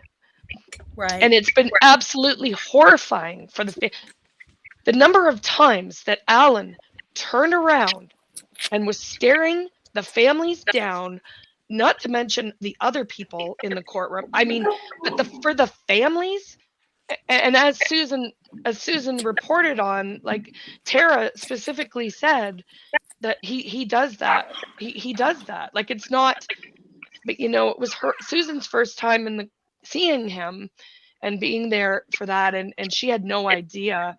But anybody that has been in any court proceeding, I mean, I've been to 3, and I mean, when he locks eyes with you, if you're a male or female, like, I don't know, his eyes are like, you can't describe it. It's an intense look. Yeah, he looks through you. They go darker in color almost at times. Like, it's like, I think he has that kind of look anyway, don't you think? Like, with his eyes and stuff like that, he just has this. Yeah. Normally you feel like when you look at somebody, you can kind of see them. You know what I mean by that? You know what I mean? Like, you can see their soul almost, you know, like you could see them. He has But negative they're energy. so cold. They're so Mhm. cold eyes. And I don't understand that. What is the purpose? I mean, what is the sense that you get from that? Is it anger? Is it what is his expression to them? Do you think he's trying to indicate by that? I couldn't tell you. It really looks like he's zoning out though when it happens. It's unnerving. It's unnerving. Well, it looks like he's looking through you. Yeah. Yes. It's a very deep stare, but at the Fort Wayne hearing specifically, when he was, I believe it was the contempt hearing, he was gazing like a lot. He was staring up at the big ceiling, you know, the all the stained glass or whatever. He had a lot of gazes. But when he did look in the gallery, like specifically with me, twice it happened at that hearing.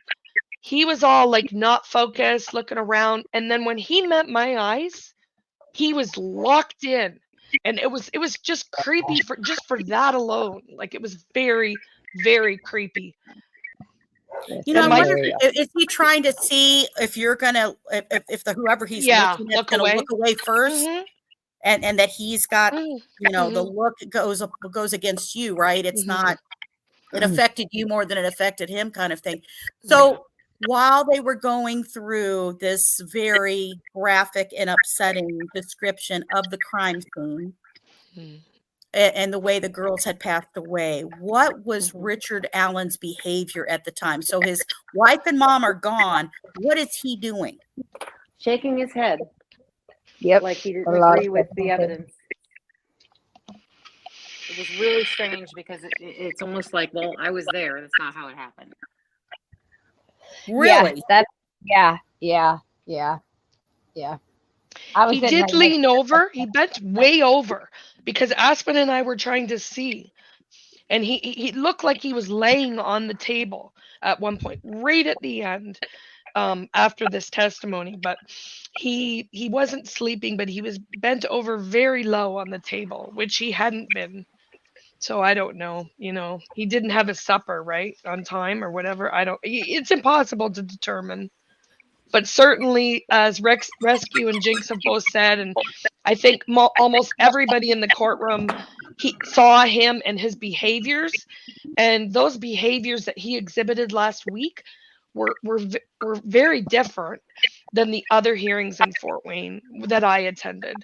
He had a lot. In fact, when his safekeeping order got vacated, he was so happy that he turned around to the sheriffs, the two of them that had been sitting behind him all 3 days, and the guards, and he said a few sentences to them. I heard him talk, and and everybody was getting up and going. You know, they were standing up, and they were getting ready to take him away. And I couldn't believe that he talked, because he's mouthed all kinds of different little short things to his family, and, you know, whispered and wrote down things, but he hasn't ever talked that I've ever heard. The two officers that you're talking about were actually crying during the testimony as well. Oh God, were they? Gosh. Oh my God, yeah. Yeah, that was very hard. It was. Oh. How was Judge Gull when that was being said? Did you tell any emotion on her? I don't know. I didn't look at her. I don't even remember looking at her though. Not that time.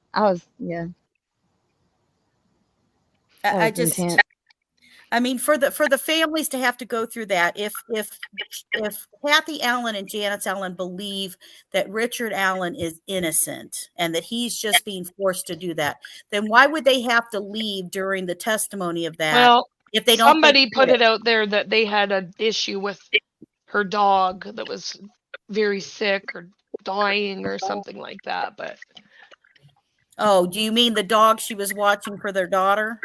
I don't know. I don't, you know, I personally don't believe it. I mean, they were there all 3 days and they got up for that testimony. Baldwin had warned them to brace themselves as well. Another day, I forget which day it was. Rescue. Third day. 9 o'clock.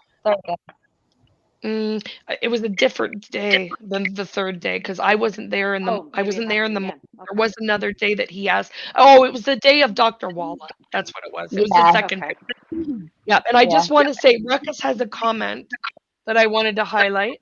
Okay. He said, hats off to the crime scene techs and supervisors who had to process that horrific scene and maintain discipline. Yeah. Oof. Yeah.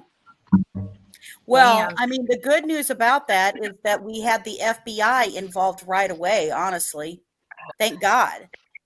Thank God that there was Indiana State Police level and FBI level that was involved when they were doing stuff for the crime scene, because we could have had a lot of stuff that would have been screwed up if it would have been a local department that's not used to handling that kind of murder scene.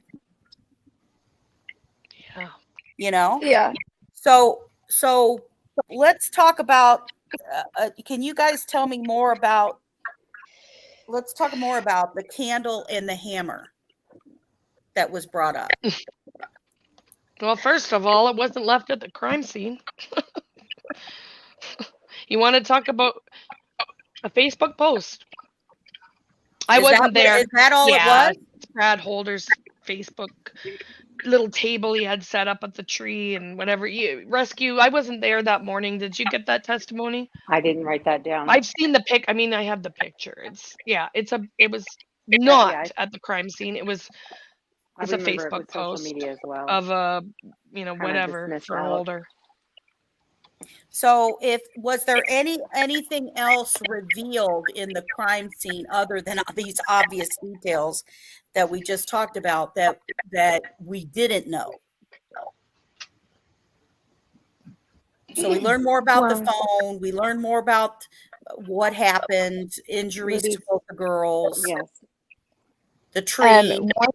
Once the act had been committed against Abby, you know, and she was where she fell down, you know, is where she passed out, and they said that they knew that she wasn't regressed because there was no telltale signs, you know, where there would be blood at the waistband from the pants being pulled up, you know, the socks, you know, there wasn't any blood at the top of the socks or anything, the bottom of the sweater, there wasn't. So where she went down is, you know, what she had on when it happened. Right. I'm sorry. No, that's okay. I get it. You think you can say it, and then it just makes you emotional when you do. I get it. Wow.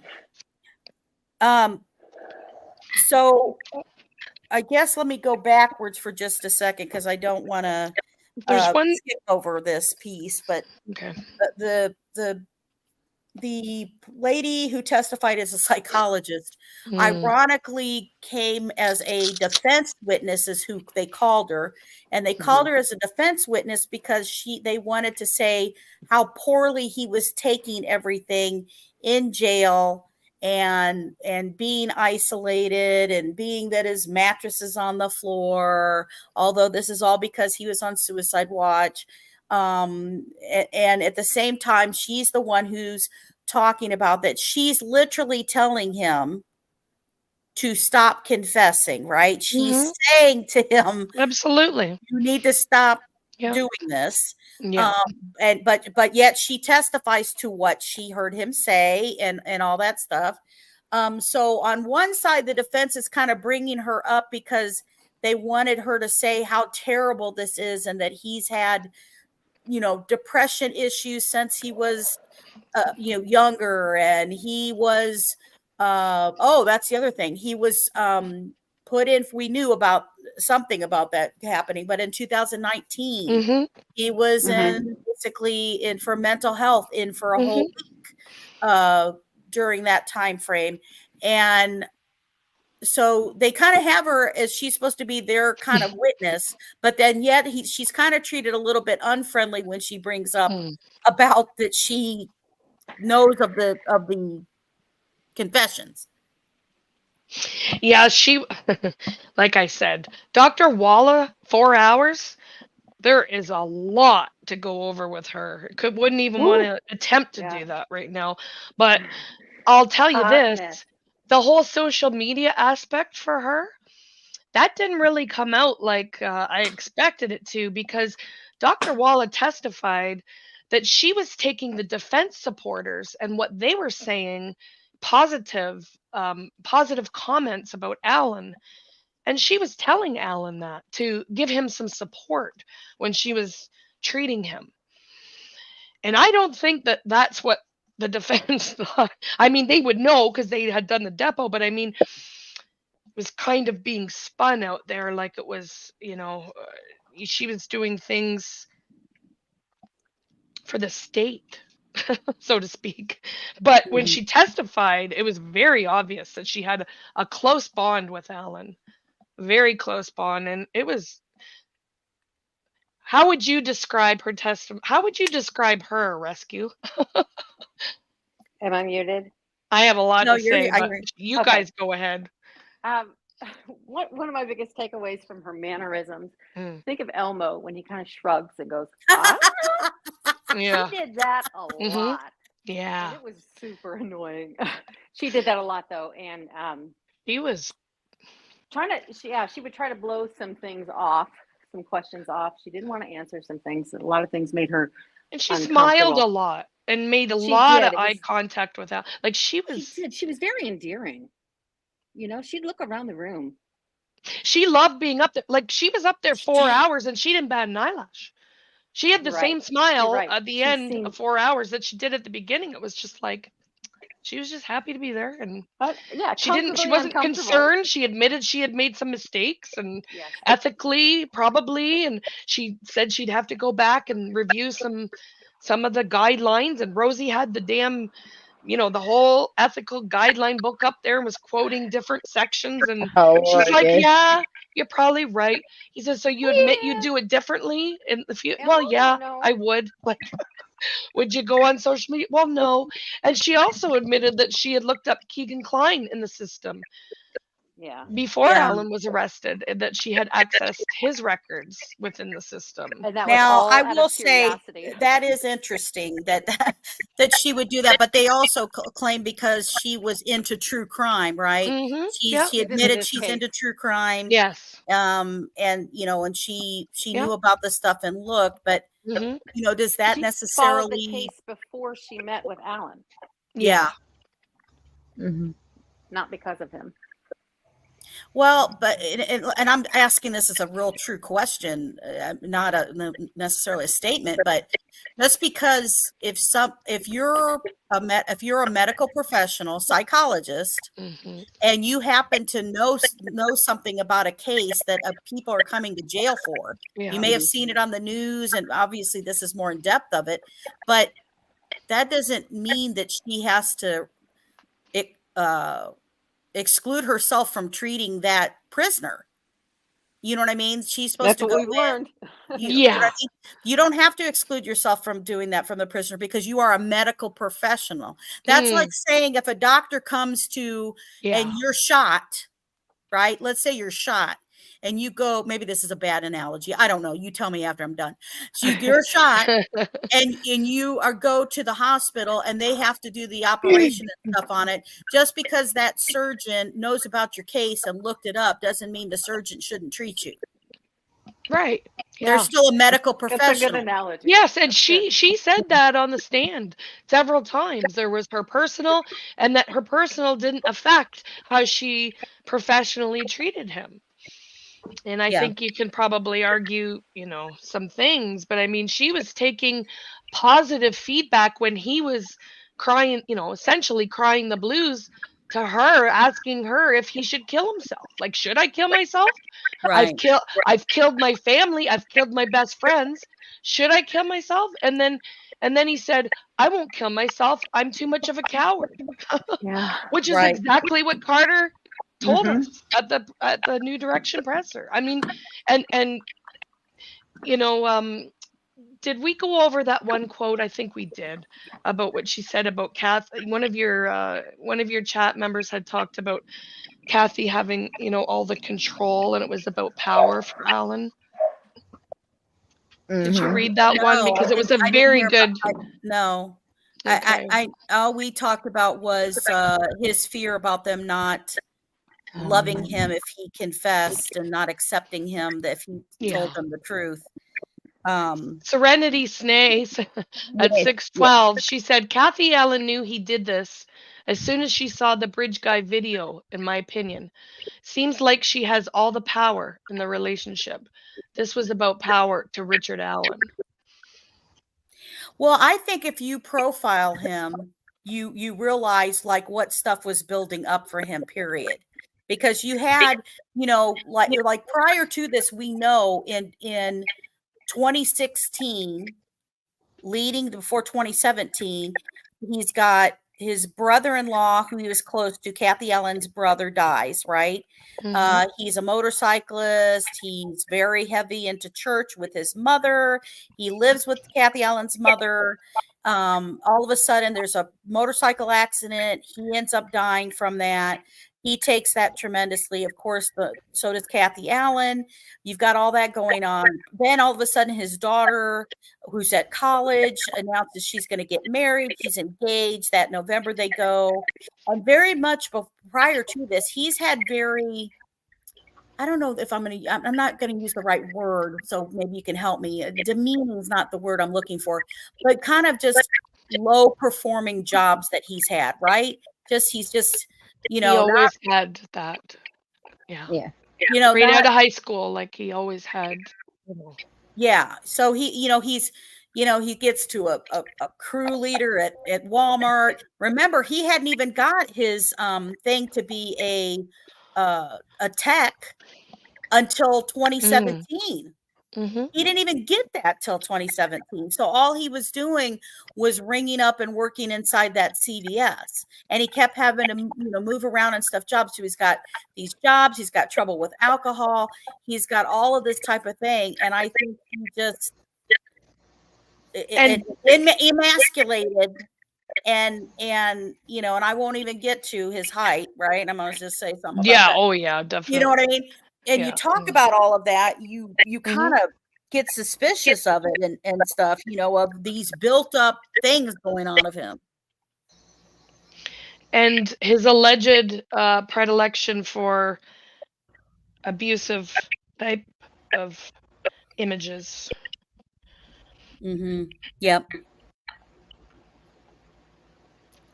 Let me see what this is.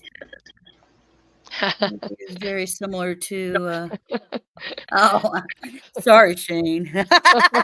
Sorry. No. Hope you're not going to jail anytime soon.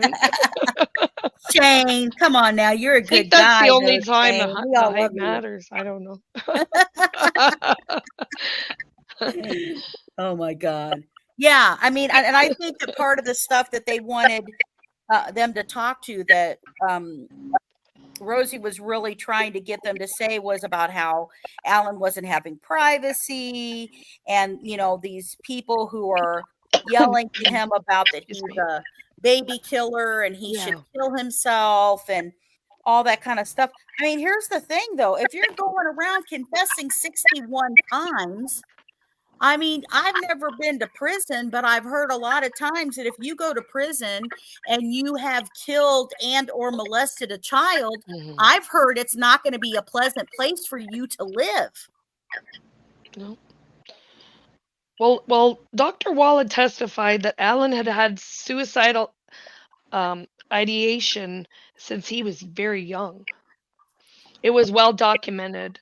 And he had major depressive disorder. And she also testified he had a baseline for his depression. And that's kind of where, when he was, that was his baseline, his day-to-day functioning. So when he started to have his different, then that's a whole other timeline on what was going on. But, and he did have full control of his cell for the lights. He was the only one that could control his lights in his cell.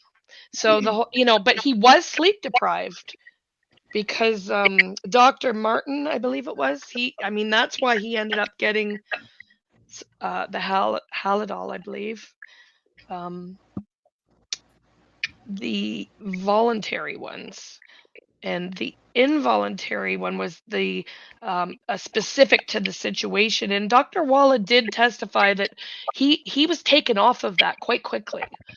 Like he wasn't on it very long, but it also is rather rare to have that administered. But when he was harming himself, and actually Alan got very embarrassed, like he looked very embarrassed, and that part of the testimony for when he was banging his head and causing all of, he was self-injurious for quite a long time, and covering himself in the feces, eating it, washing his face in the toilet bowl. And they never said that he caused the scratches on his window slit, but I suspect that's what happened there. I mean, the scratches were so bad on his window that Dr. Walla ordered and requested to Warden Gallipo, however you say it, to have the window replaced, which they did replace.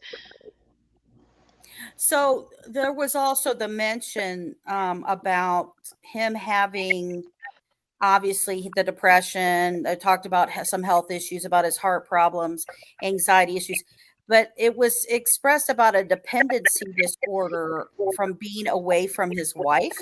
Yeah, that was a bit. Yeah. Some behaviors were exhibited, I believe, is the terminology or the wording that Dr. Walla used. There was behaviors exhibited of that.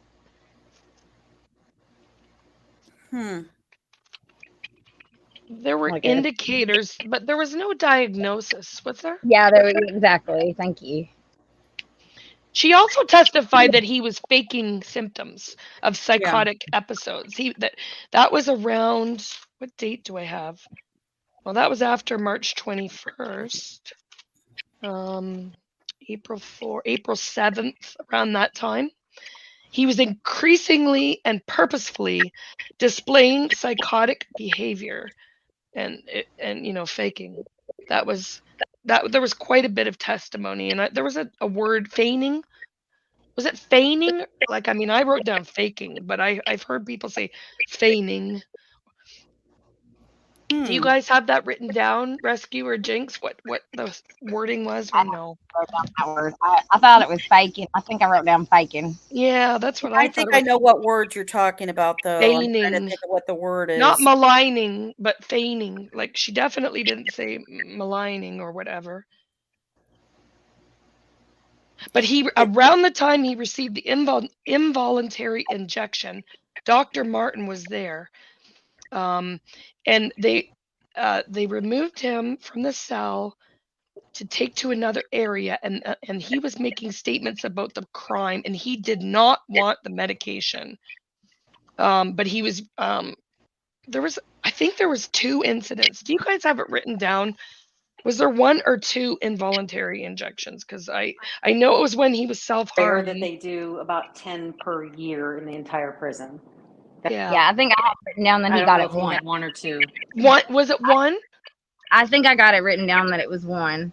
Yeah, I wrote down 1, so I didn't write down any more in her testimony. I just have to find it in my notes. I saw that in March of 2023 that he said he was struggling in the brain, thought hallucinating, thought death would be better.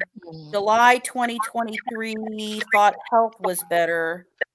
They thought that he could be faking and a psychotic disorder or play acting.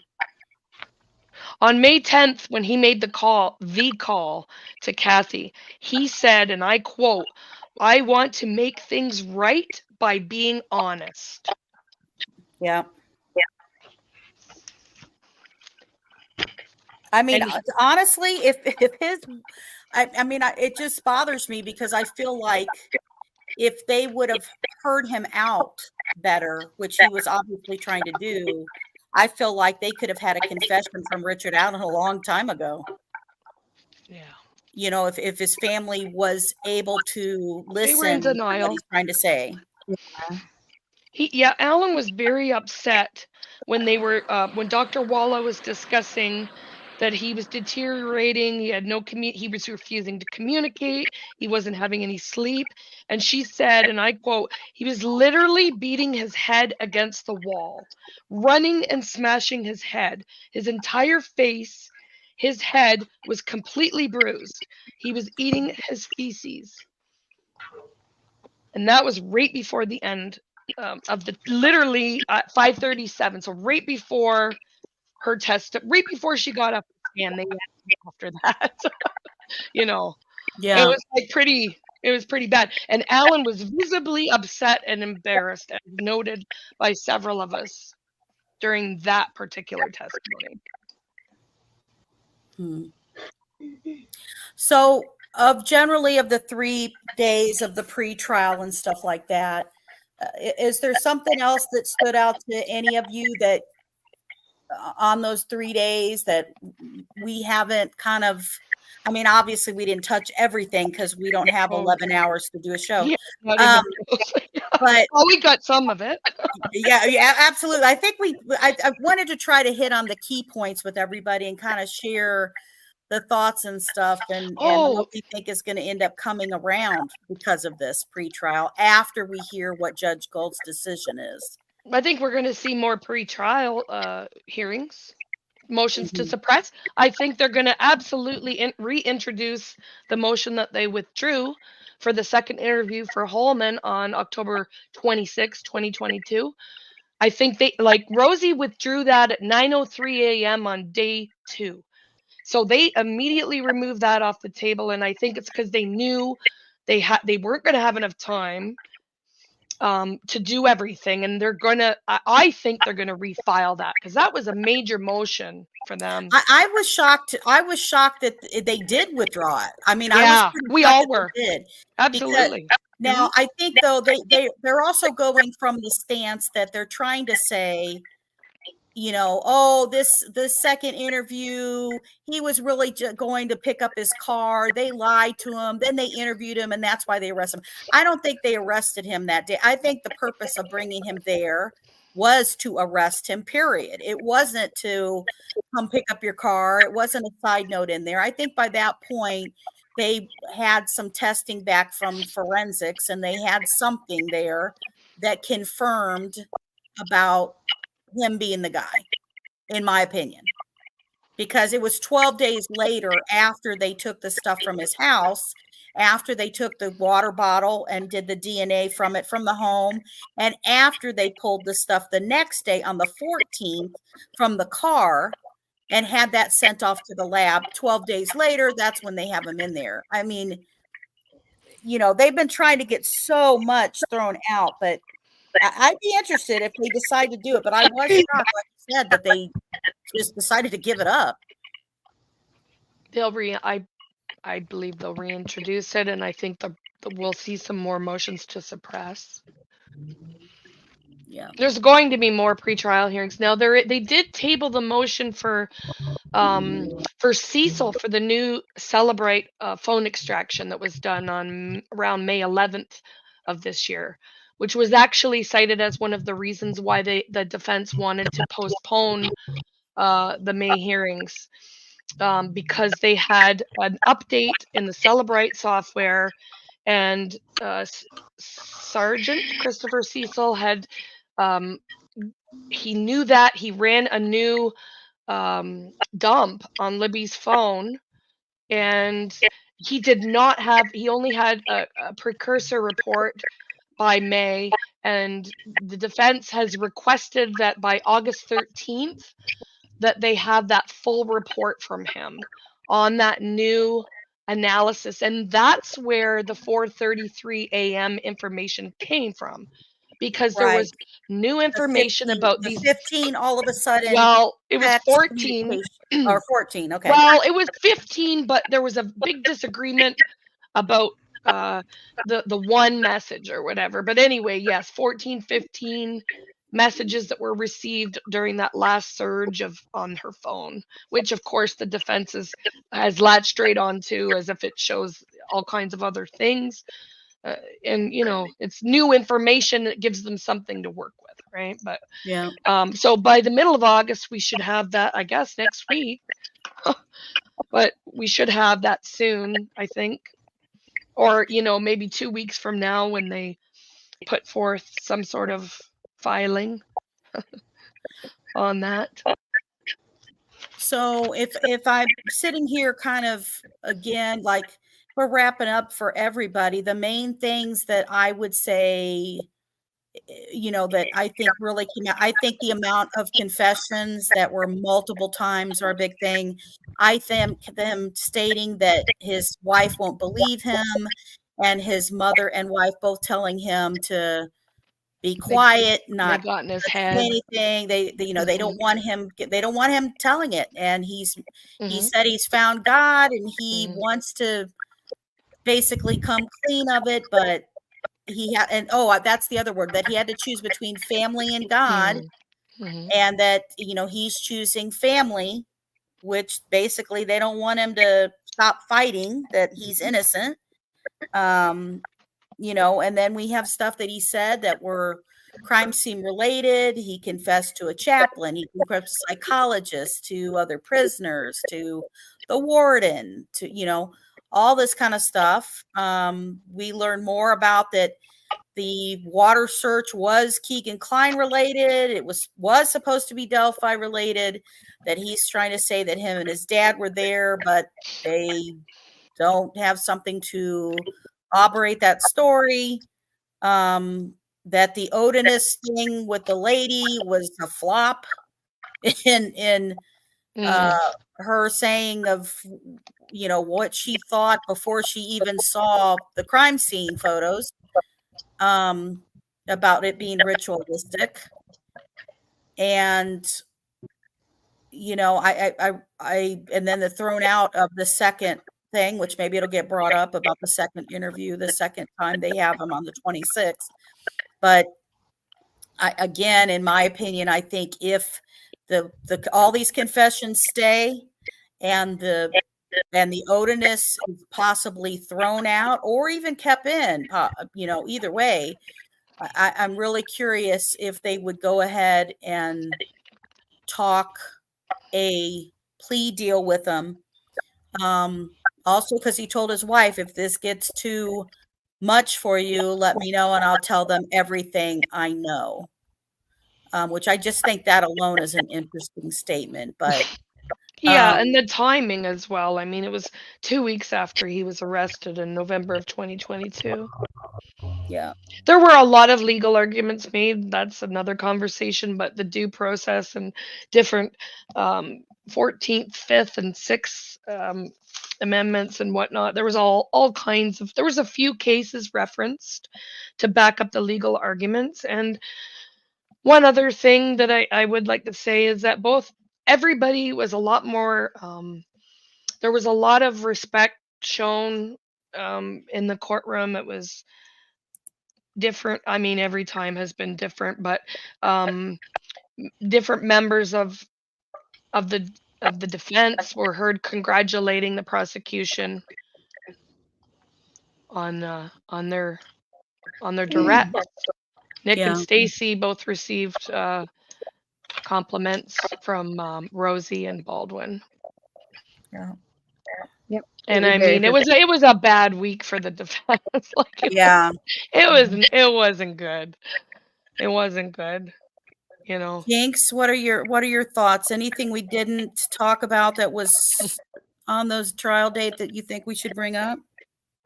You know, I thought it was kind of interesting. Amber Hoder, whenever she was up there, how she said that, you know, there's Norse pagan and you can pray to one God and whatnot, but, you know, talking about how it was a ritualistic killing, and she was like, you know, Odin is the protector of children, so, you know, it doesn't really make sense, and he's also of women as well, so to say it was, you know, in the name of Odin is just like, it doesn't make sense, you know, and that was straight out of her mouth.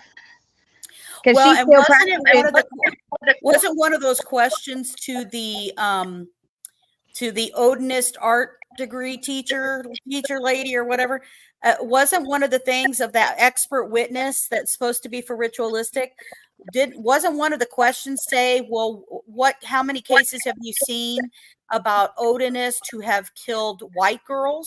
Am I wrong about that statement? No, you're not wrong.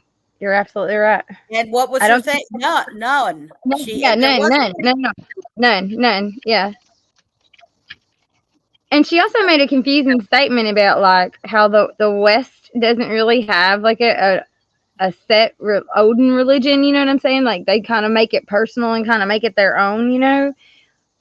I don't know. She said something kind of weird about the Western like religion, the Western religion of Odinism being like more interpersonal. You know, like you make your own runes, and you know, so it's harder to identify like what it is sometimes. So I Well, thought that and was interesting. Brad Holder was that religion because of his ex-wife, right? He started looking at that because of his ex-wife, because originally he was Christian, right? Mm-hmm. And then he started doing that because of his ex-wife. He was only married to his ex-wife for a few months. Norse paganism, wasn't it? Norse pagan, yes. Now Amber Amber said that he was a 6th generation Christian. Mm-hmm. Yeah, that's right. 6th generation. Yeah. Yeah, he was struggling. She wasn't a strong witness. And they clearly said it wasn't just they took his word for he had an alibi. They also checked his phones of where the hell Brad Holder and them were. Mm-hmm. So it wasn't just that also, we're confirmed where he was. It was also that they checked his phones and he was not in Delphi or near Delphi. Right. Yeah, they had the times for his fobs for logging in at work, out for lunch, out leaving work, over to the gym. And they also they introduced an exhibit for his boss or somebody that worked at the landfill that he worked at, and she had made some statements in a deposition about what went on that day. I have her name, I just can't recall. I can't find it. Yeah. Well, I want to thank you guys all for being here and coming on this for us to kind of go through it. And we got through it, at least. I mean, it's still a good lengthy show, but my God, I think we got 3 days shoved into, a shorter amount of time. Quite a bit. We covered quite a bit of stuff from it. If anybody's looking for court documents or anything like that, they usually drop those on the community page. And I want to thank our great audience of people. And sorry we didn't get too much in the chat, guys, this time, because I was over here trying to read my notes and ask our great people and rescue all the dogs and Jinx and Turbo. I can't thank you guys enough for coming on and covering this. And eventually one day this case will be over. And we'll have all the answers and all the darkness will come to the light, right? We'll know everything. And, after some testimony, we realize how much of a toll that those answers are going to take on the family. And honestly, all of us who have followed this case to learn more specific details from it. So, but please subscribe. Turbo Time has a great show. She likes also watching these CSAM people that I like to watch too and try to get. So, and then Jinx is all over the place. I don't she's a force to be reckoned with. Yes. Is. My God. Online and in person, she was rocking and rolling last week. So was Rescue. Everybody was. The troll farm was out in full force. She had to jump off, but I want to thank her too. And I'm going to tell you, I really thought I was going to go to this one, and I was like, you know what? I don't think, and thank God I did. There's no way I could have sat there for 11 hours, right? 10, 11 hours a time on those days. Oh my God, it just would have been Rescue and Rescue and I rode together, and the second day she was like, I'm bringing a cushion, and I was like, oh yeah. So I went and snagged a cushion, and I brought myself a cushion, and she brought two, and I was like, just let somebody else use it. And I think she let Sarah use it the third day. Bless her heart, Sarah. I love her. God, I love her. Oh my Sarah's the gosh. best. Well, Sarah's like you. She's all over the Yes, place. yes, I On love the it. move. Did you tell them about making people laugh? Well, I don't know if you can tell those stories actually, but law enforcement, didn't you have a couple of Yeah, encounters you there were was making? there was a couple of funny ones, like I remember one Oh, time and somebody was Drew lost. Yoder. Oh yeah, that was really sweet. I got to stop and say hi to Drew Yoder, and I gave him a big old hug from Galen and told him about how she was talking about him, and she still thinks about him. And I said, we appreciate you, and we just want you to know that we still think about you so often, and just send you so much love. Like thank you for what you did that night. It was a little emotional for me, so I didn't stay very long. But it was funny because I was trying to find him, and he was on the second floor, and I was like, well, just walk down because I can go down the stairs pretty easy. And I was like, Mr. Yoder, Mr. Drew, and he was like, yes, how can I help you? And I said, well, I'm going to get down these damn stairs, and I'm going to give you a hug. He laughed. He was like, okay. well, let me say this. I want to say this, and I'm gonna just share this outright. I will say that Jinx has such a good heart, and she has done so much to try to help and create awareness about the Flora 4 case more than probably anybody else I know. That I always see her posting stuff and sharing stuff or asking, hey, will you post this or will you do this? And that's a case that really needs it needs to be solved. It really needs to be solved. And she's out there also helping with the memorials and walks and stuff that happen for cases that are unsolved in the area.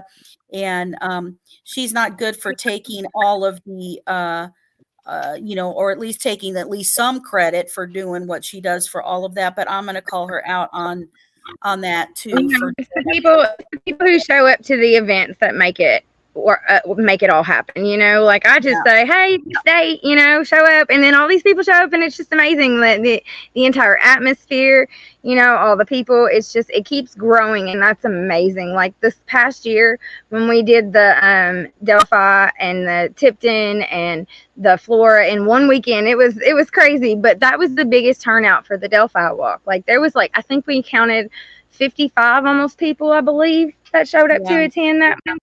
So that was really great. And speaking of the memorial walks, they're doing one October 13th, which is a Sunday.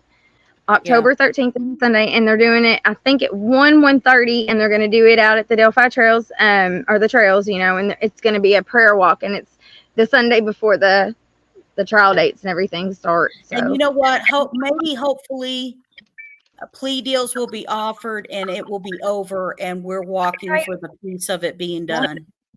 Wouldn't that be done? I mean, that would be great. I also want to acknowledge CJK.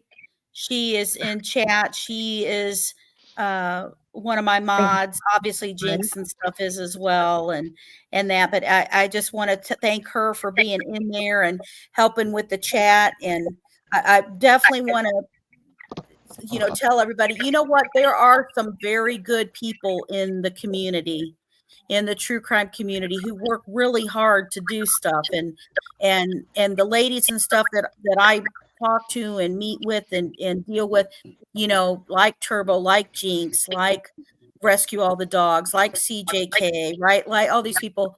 There are good people on YouTube, everyone. There are some good people on YouTube who are doing it for the right reasons.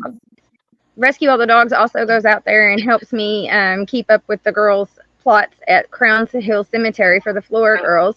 She's helped set up a little memorial for Jordan Sofer as well out in the Peru area.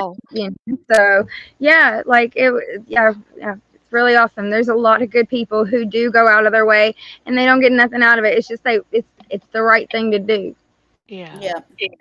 Absolutely. There's a week being organized for Libby and Abby by Coach Kev and a bunch of different creators for next week to put a focus on their lives and things that are being organized. So Yeah, I watch think for that.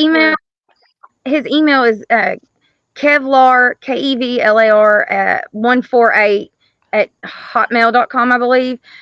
And you guys can reach out to him and or if you're in the Discord or whatever, or however you reach out to him. But yeah, he's trying to set up a whole week for Abby and Libby of, memorial videos and tribute videos and just tribute and I'll lives. share that. I'll share some stuff out on my community post to let you guys be aware of that, as well as the walk and stuff that's coming up and stuff like that too, so that we can get the word out. But there are some really good people, and I will say that, I want to emphasize that there are some really, really good, meaning people out here who are doing stuff for the right reason, working hard to get the truth out.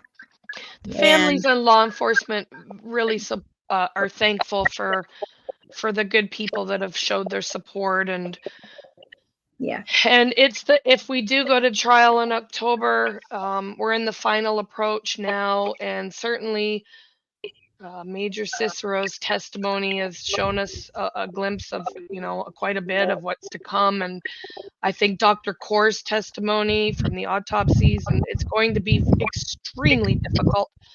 But I mean, they've imagined everything in their minds as as bad as it could be, and I think possibly it might offer a little bit of closure. Certainly will offer closure if they convict Alan for what he's accused of, and justice is served in a proper manner. Yep. Well, and you know what? And I've said that once this is all over, we need to all meet for drinks somewhere. It needs to be a drink day. Turbo, we're gonna make you fly back in one last time to Indiana. Long Island iced teas are a little different. No. And what's with this rule? You can only have 2. Yes, you can only have 2 drinks a night. That just blew me away. It's not like that in Canada. I was like, I actually thought she was kidding. I really did. And they're all like, no, you really actually, you can have a shot. Well, okay. Isn't that the same thing? Just way more concentrated? I don't know. I didn't understand it. It's a strange drinking rule you guys got going on down there. Okay, well, Rescue All the Dogs said she'd pick you up. So there you go. Well, let me tell you. Well, I may have somebody spring by and get me or something too. Right? Well, I know one thing. There's no Ubers. There's no Ubers in Delphi. No, not Delphi. No. No, because there's not a lot of people trying to Uber to Delphi. No, you can get an Uber to Delphi. You just can't get one out. I'm not joking. Oh my God. Oh my Lord. That was an issue last week. Oh my Lord. Well, ladies, thank you so much. Yeah, thanks for having us. I can't thank you enough for being on. Let's get us getting the word out and trying to educate everybody about what's happening and what's going on and stuff about the case. There was a lot to process, and yeah. All right. Well, thank you, ladies. Okay, have a good night, guys. All right, you too. Bye. Bye. So I want to thank everybody for being here. Ask you, please hit that like button and hit that subscribe button.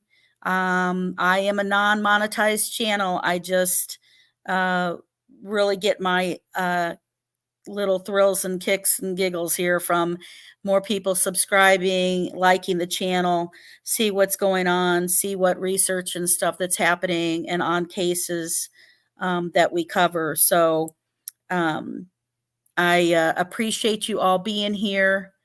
And I appreciate the panel of ladies. And like I said, I have met just the greatest people on here. So not everybody's horrible on YouTube. And in the true crime community, there are people who are honest and care about the cases and stuff. Like I said, I will have a video coming out about the missing witness on Delphi that I'd love for you guys to come and watch. I'll let you know and stuff about that.